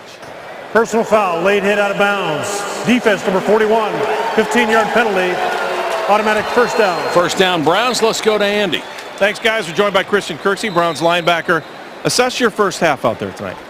You know, I'm proud of the way the guys went out there to fight. You know, home opener, preseason game. You know, it's no better place to be here. But you know, I'm just proud of my guys. You know, we went out there and we fought hard. A lot of young guys showed out.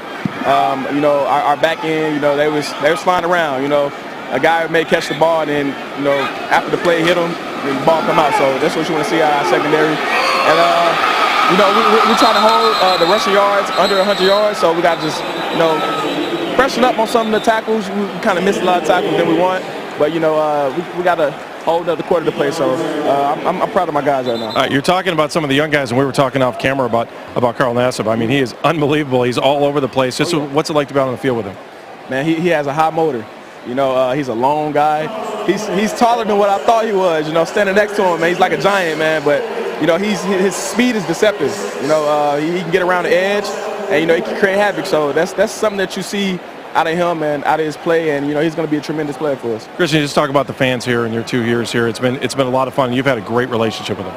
A great relationship, you know, from social media, just the type of love they showed me from coming out here to First Energy and just seeing this outcome. And, you know, they're here whether we win or lose, they're here. And they show that they're faithful to us. So whenever you have a fan base like that, you know, you want to play extra hard for them. So, you know, I love the city of Cleveland. I love the fans. And, you know, we're trying to bring wins to the city. All right, thank you for protecting the house like you did last year. Oh, yeah, got to. It's a pride thing. It's a pride thing. All right, let's send it back upstairs to you guys. All right, Andy, thanks very much. Back and take a look at this last play, Mike. You see that exotic formation? Look, only 3 offensive linemen there. You got guys split out at the top, and one of them is a big lineman. It's interesting. Usually As McCown throws out of bounds. The catch was made by Payton, showing you those really good hands, but the pass a little too strong. He's out of bounds. I was going to say usually that's the kind of formation you don't see in the preseason because you don't want to show it. Yeah, but Hugh Jackson's got so much, you know, and he needs these young players. As you take a look at that catch by Payton, catches it but goes out of bounds, contesting tight throws. But yeah, Hugh Jackson's going to allow them to run some of these exotic plays, some of these different formations, because they have to work on it. Payton, a 5th-round draft choice out of UCLA, missed the spring because he was still in school. Floated down to the 5 and caught. Randall Telfer, who missed all of last year because of injury, was open, and McCown dropped it right in his lap. He told you if you give McCown some time, he'll do this to you. He'll make nice throws. Look at the touch on that ball, and Telfer pulls it in, even though in tight coverage. Al Saunders, wide receiving coach, talked about being able to make those contested catches. McCown to Mostert. Excuse me, Mostert was out there. That was Hamlet, and he couldn't hold it. In the red zone, brought to you by PNC Bank, the official bank of the Cleveland Browns. We saw Hamlet in the end zone make a catch last week. To be or not to be, and it wasn't to be. It wasn't, right? Not to be. And York is out there somewhere. Mostert on the cutback gets to the 5.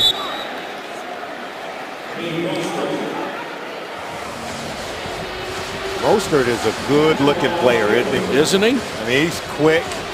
He runs the ball. He attacks defenders. He's got a nice, wonderful, quick first step, but still runs with a power. A guy with 195 pounds, he runs as if he's bigger. He's fighting to get that 3rd running back spot on the roster, competing with Glenn Winston, who's injured, and Terrell Watson. McCown with time over the middle to the 1. Wow, that was a good play by Jordan Payton. There was defenders all over him. Made some moves, didn't he? Yeah, he just kept spinning and twisting his way. He knew where that chalk line was. And watch this play. Like, watch the defenders. He misses. The other guy missed. Still not down. Look. I mean, that's just good heads-up play. And, you know, for a guy who was drafted in the 5th round, his talents are much better than that. I mean, this is an experienced guy. He has a brother who played in the NFL. He's been around the game his entire life. And Jordan Payton is going to be a playmaker on this offense. Set a school record at UCLA with 201 catches. McCown, a fade and overthrow. Flag is down, however. It was intended for Connor Hamlet. Illegal formation, number 86 was covered. Penalty will be declined. First down. Well, it wouldn't have worked anyway because Randall Telfer was an eligible receiver and was covered at the line of scrimmage. That means he has to step. Hamlet has to step back off the line of scrimmage Exactly. so that he becomes eligible. Because that's why coach is talking to Connor Hamlet.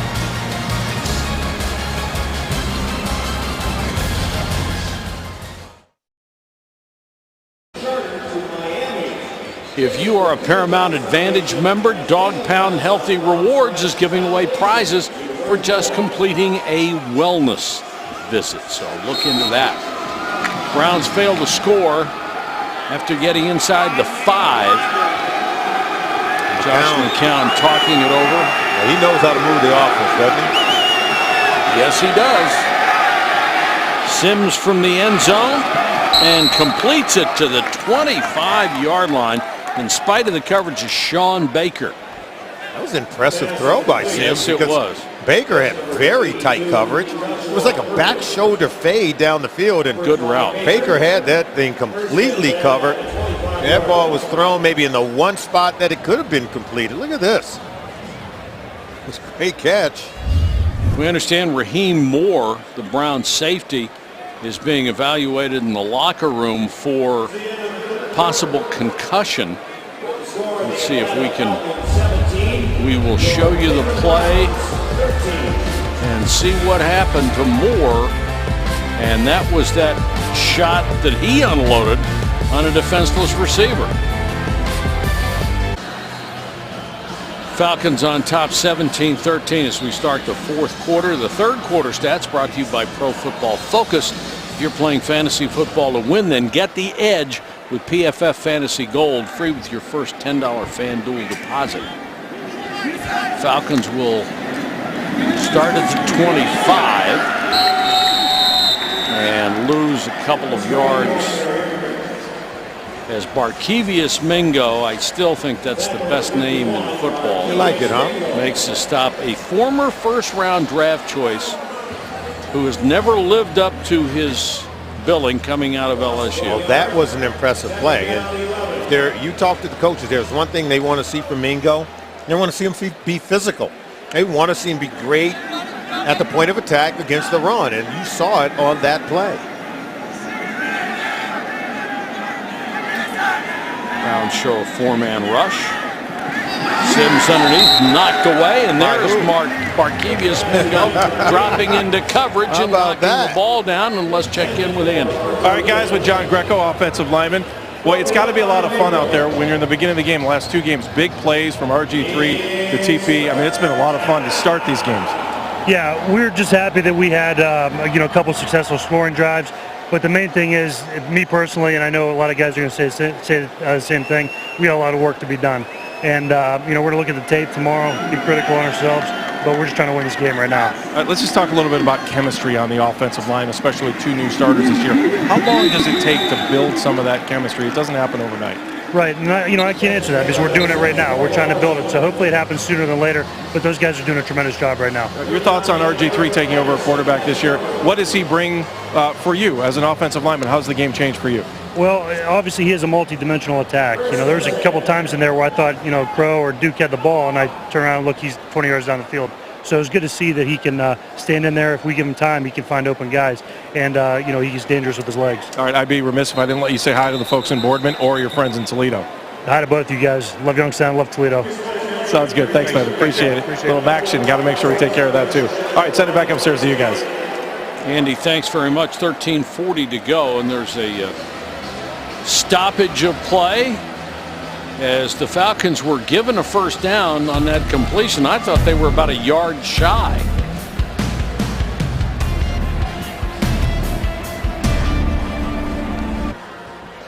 Quarterback stats brought to you by First Energy, your hometown energy team. The Browns quarterbacks, RG3 and Josh McCown. RG3 with those 2 touchdowns. Don't pay any attention to that one-game quarterback rating. That system is so flawed to start with. I'm just impressed that you understand the math behind the quarterback rating. Well, sort of, but you can have 5 incompletions and still have a perfect quarterback rating. First down. It doesn't work. Now, we said they were short of a first down. They were short by at least a half yard, and they went and reviewed it and still gave them a first down. I don't know how you do this. Watch. Now, see where the first down marker is? Right there. Now, he doesn't get there. Look at the ball's on the back hip, Mike. Now, here comes an official to spot it. It never made it to that 35-yard line. The official was spotted it. And what's worse, they reviewed it and gave it to him again. They say the eye in the sky don't lie. I know it's the fourth quarter of a preseason game. I know that. However, pass completed past midfield into Browns territory.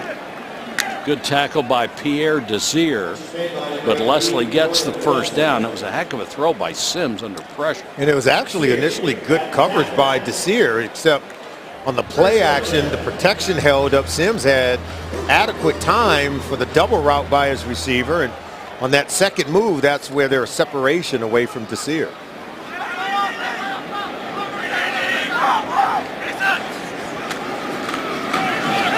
Gray. Nice cutback. Waiting for him was Cam Johnson to make the tackle, but not until he gained 5. Might remember Cyrus Gray, formerly of the New England Patriots. Had a couple of games there where he rushed for over 200 yards, then couldn't get to work on time. And you know what happens with Bill Belichick coach team when you don't get to work on time, even despite the production. Because he was a really good running back for them. Then you find a way to get to the bus station on time with your ticket out of town. Falcons have rolled up 401 yards in total offense. And Gray back at it again. They have to reach the Browns 38 for first down.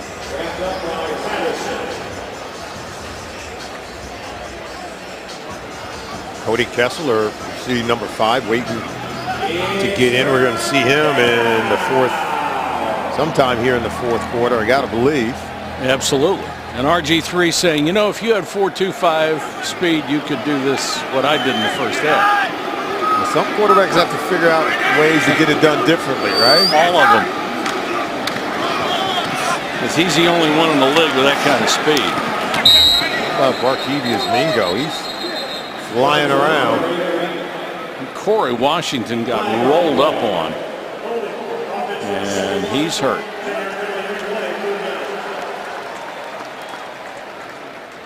Browns get a break. Penalty flag will back up the Falcons. And it's the last thing anybody wants is to be injured in a preseason game. Oh, he's blocking. And watch players fall on the back of the leg. That's where you're in a real vulnerable position. Can't protect yourself, can you? Yeah, not from behind like that. I've seen some real bad injuries occur in that same kind of play.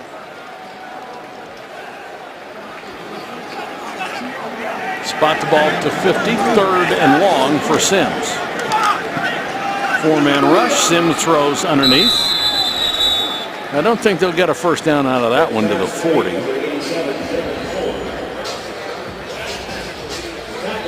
And they'll be short. I think they're going to go for it here. More and more coaches are sort of liking the prospects of going for it on 4th down. You'll see them work on that in the preseason, and this would be one of those opportunities. It's all based on field position. Gray is the setback to the left of Sims. Quick throw. They got the first down to Fuller. He was wide open. Pierre Desir gave him a lot of room and then was a little slow coming up on the tackle as well. It's a switch play at the bottom of the screen between the 2 receivers, and Fuller comes wide open. Boy, he had to run a long way before he was touched, didn't he? Yeah. Well, Desir got picked, and that was that switch play where he and Gaines sort of got tangled up. He had to go over the top to come out in a good position to at least make the tackle and get his receiver out of bounds. Gray,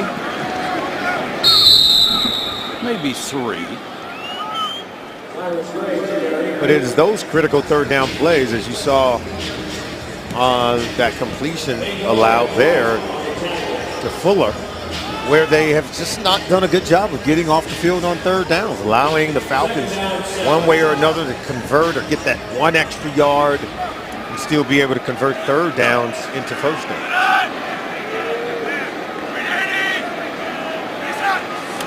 Falcons trying to pad their lead a little bit here. Mingo in on another stop. They're very close to another first down. 9:24 and counting here in Cleveland.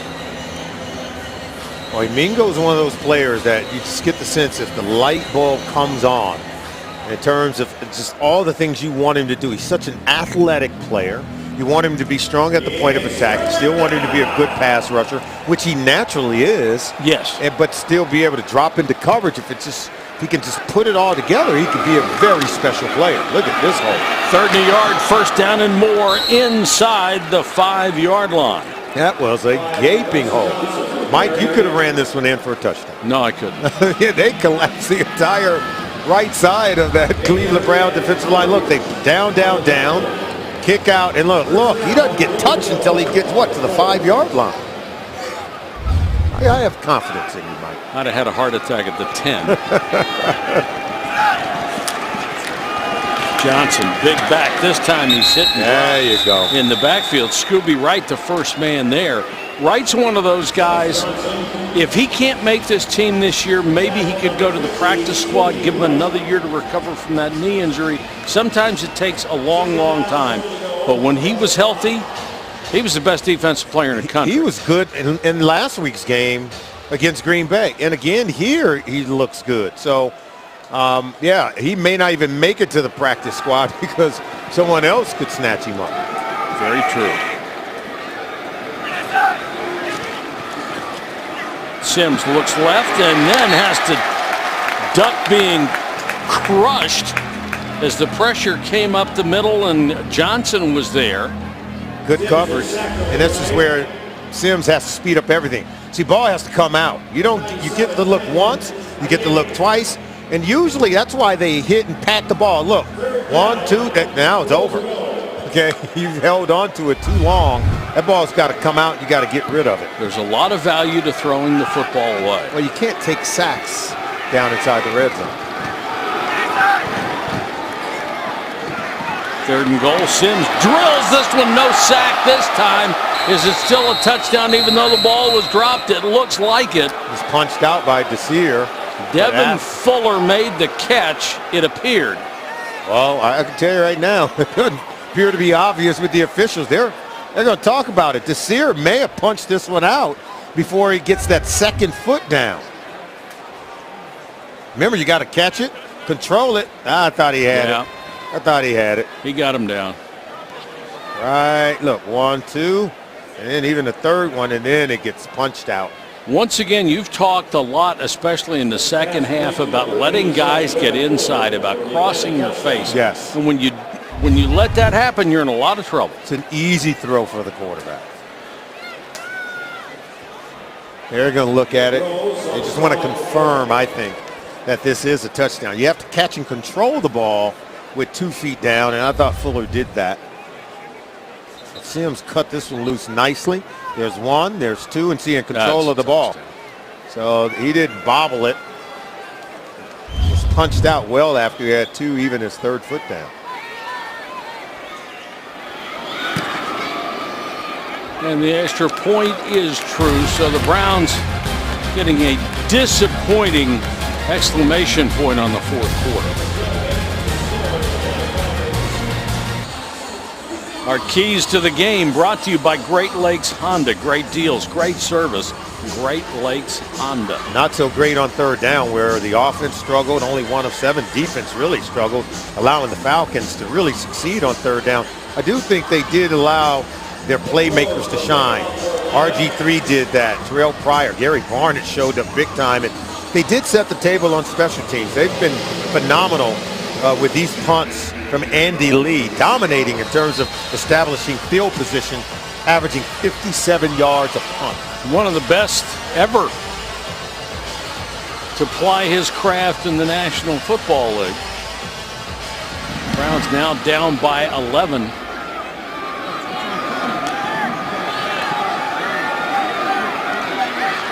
And they'll bring it out, much to their chagrin, only the 11-yard line. There is a flag down. We've got a timeout on the field, 7:04 left. We'd like to tell you about the Cleveland Browns Foundation Radiothon coming up September 13th and 14th. The Cleveland Browns Foundation is dedicated to improving education and youth development in Northeast Ohio. You're looking at some of the things you'll be able to bid on during the 28-hour Radiothon on ESPN 850. I like to bid on stuff. It's fun. You look like a bidder. I mean, and you're a good one. You win everything. Every time I turn around, you're winning something.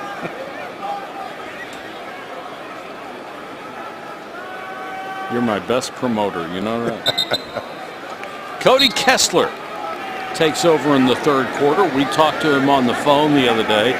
Said he took a lot of good-natured ribbing from some of his teammates after his safety last week. Wow. This is Terrell Watson saying, take some of this. There you go. 220, 6'2".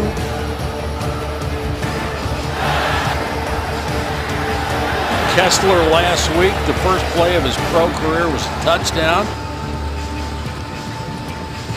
Very accurate passer coming out of USC college with a pro system. So he comes in understanding the passing game very, very well. I stand corrected because Watson goes about he's 240. Absolutely. Much bigger.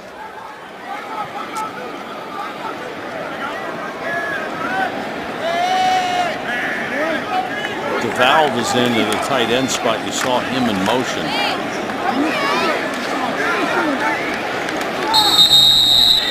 You know, we were talking in your keys to the game as you take a look at Watson and what he has done in this ball game. Big back out of Azusa Pacific. But if you talk about some of the receivers that the Browns are likely to have when Corey Coleman is through with his hamstring, hopefully very soon, with what we have seen out of Terrell Pryor, and we know what Gary Barnidge can do being a Pro Bowler last year.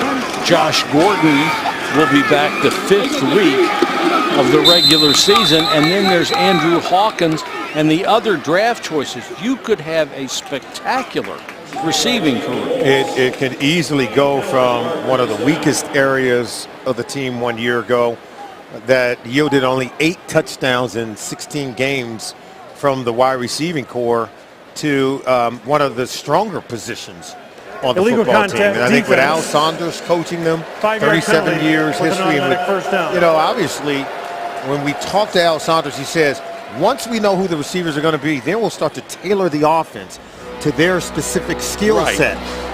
Pryor can do something different than Gordon.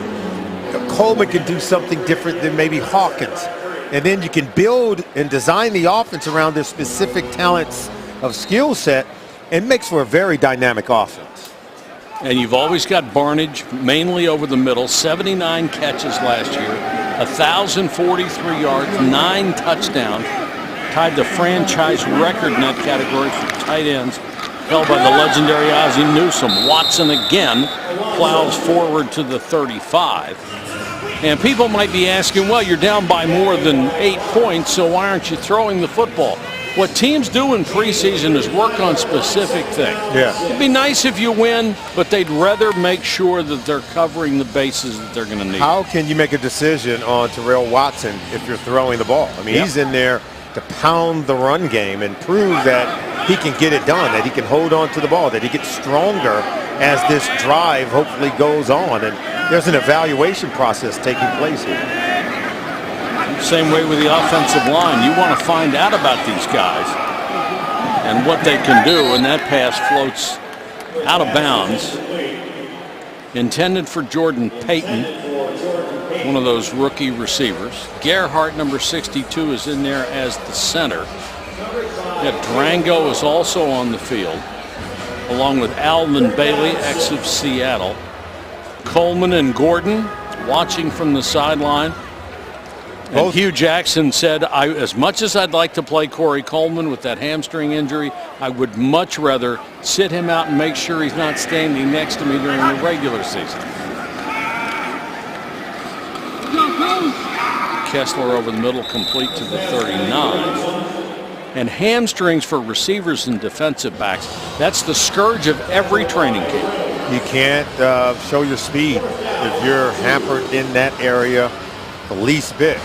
But you just saw that picture of Coleman and Gordon. They're both Baylor products, and so is RG3. So there's an interesting chemistry and relationship amongst those 3 players that I think could yield some tremendous fruit for the Cleveland Browns offense when it all finally comes together.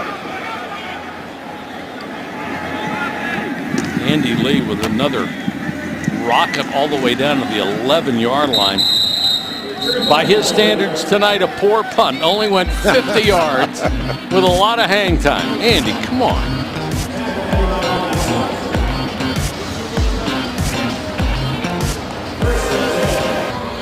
4:06 left. The Falcons on top, 24-13, and Sean Renfrey will be checking in as the Atlanta quarterback. There's Josh Gordon, Corey Coleman. Look at Gordon's a big guy. I was just going to say, look at how he's big a big guy, and look at these big-time numbers. You go back to that 2013 season over a 7-game stretch. Look at the numbers he put up, Mike. Over 1,000 yards receiving, 7 touchdowns in those games. He averaged 145 yards a game. Incredible. He was the best, literally the best receiver in the league. It was stunning. He led the league in receiving yards.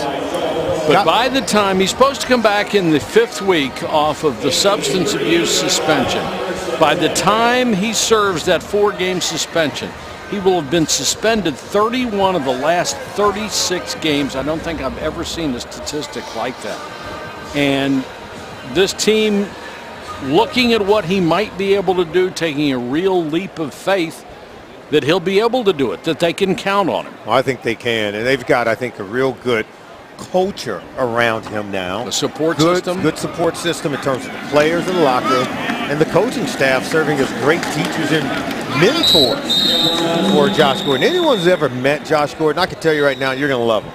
A really nice kid. I think very well-meaning, and I think that's why this is a league of second chances. If you take ownership for your mistakes and you show the willingness to work at improving and turning things around, this league, there's always going to be a door open for players like Josh Gordon, and I like that about the National Football League and what Roger Goodell has done. And I know here in Cleveland, with Jim Brown present in the building and what they're building, they're trying to give him a road back to the game and to help this football team. And I hope this ends in a positive way, and I trust that it will. He is saying all the right things.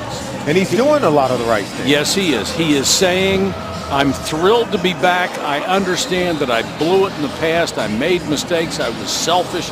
I didn't do what I was supposed to, but I have changed. I appreciate the fans in Cleveland. I appreciate the people around me. I'm pulling for him. But you know why people might be suspect, because they've heard that before. Well, I tell you what, I've seen him streak past defenders before. Oh, yes. And I can tell you right now, the jury's not out on his talent. Oh, no. Gus Johnson lost the ball, but they're saying he was down. No, the jury is not out on his skill set. He can do things that normal human beings cannot. It'll be exciting. Can you imagine the secondary looking and having to fend against Josh Gordon? What you've seen in the last 2 weeks from Terrell Pryor. And then you got Coleman, who could stretch the field. He ran the fastest 40 time of any of the wide receivers in this draft class, did Coleman. He could streak, and they're going to design plays for him, bubble screens and vertical stretches that he will torch NFL secondary.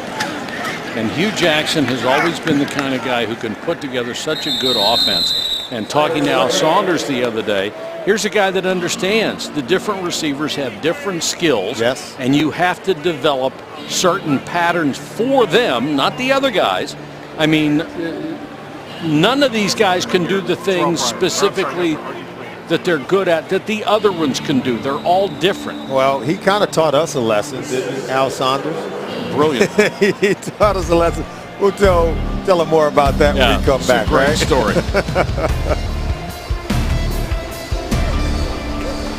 2 minutes to go in this game. Falcons by 11. I wanted Solomon Wilcots to tell the story about Al Saunders and the great example he gave us about practice.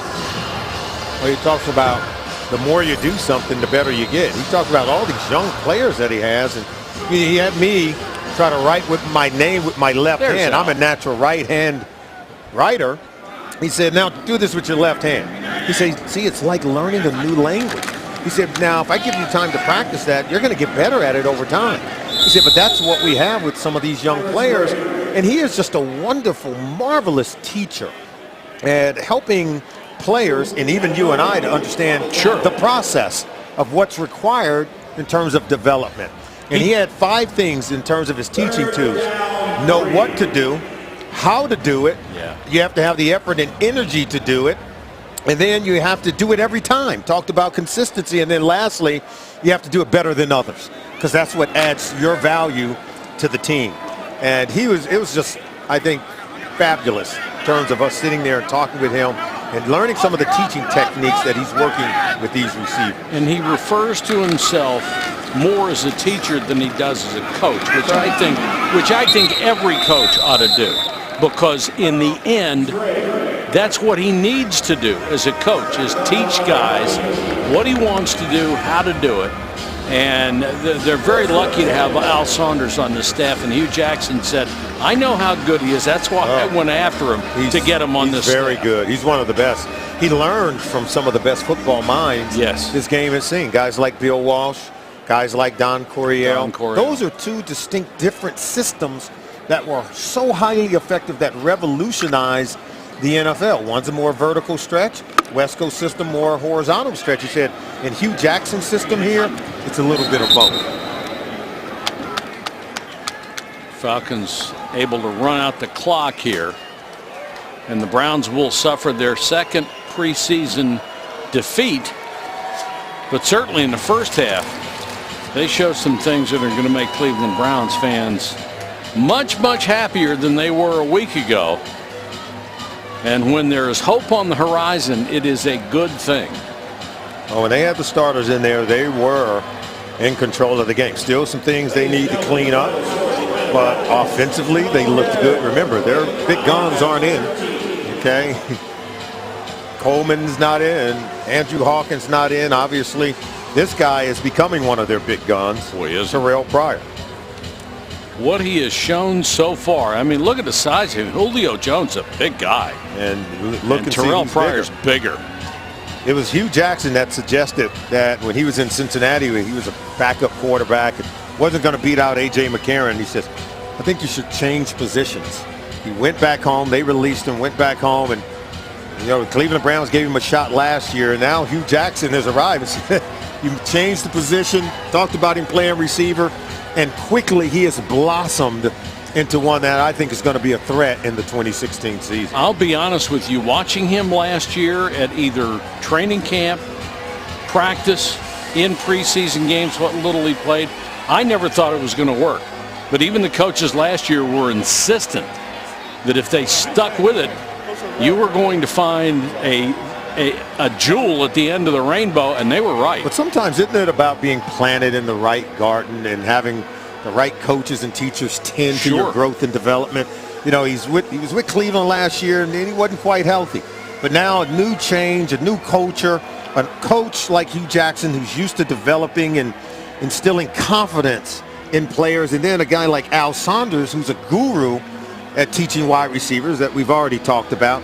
It's like the planets have aligned for Terrell Pryor to really grow and develop as a wide receiver in the NFL. And he's always been a super talented player. He was a 5-star recruit coming out of high school when he signed to go and play at Ohio State. So no one should be surprised by his overall talent. The two runs that he pulled off tonight, the really good long runs, the end of both of them, he slid when somebody was 6-7 yards away.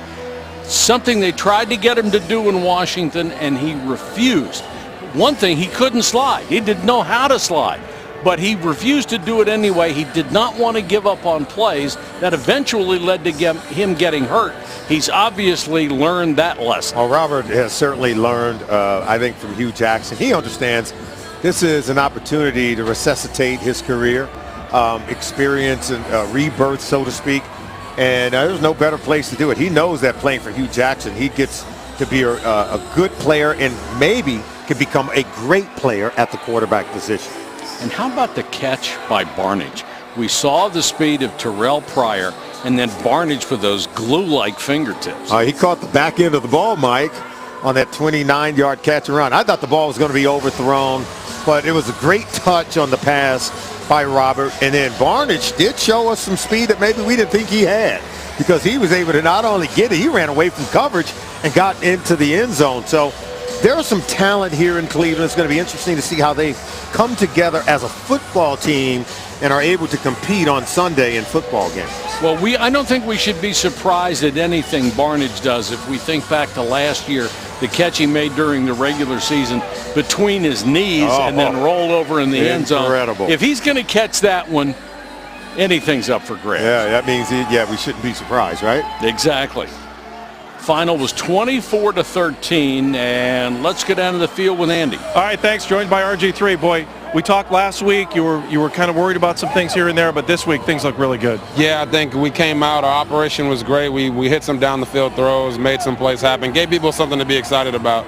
And I couldn't be happier for the offensive line. Gary Barnes, Terrell Pryor, all these guys have put so much work in, so it's great for that to translate to the game. Can you just talk about TP? 2 weeks in a row you've been able to come up with a big play, and he's been able to get separation for you. Yeah, and that's awesome. That's the name of the game of receiver, get separation and make plays. And coach is looking for guys who can make plays consistently. TP's one of those guys. All right, RG, thank you very much. Thank you, Appreciate man. it. God bless. Send it back up to you guys. All right, Andy, thanks very much. RG3 with a big game in his effort to resurrect a career that took him to the pinnacle of the NFL as a rookie with the Washington Redskins. We'll be back in Cleveland with more right after this. Stay tuned.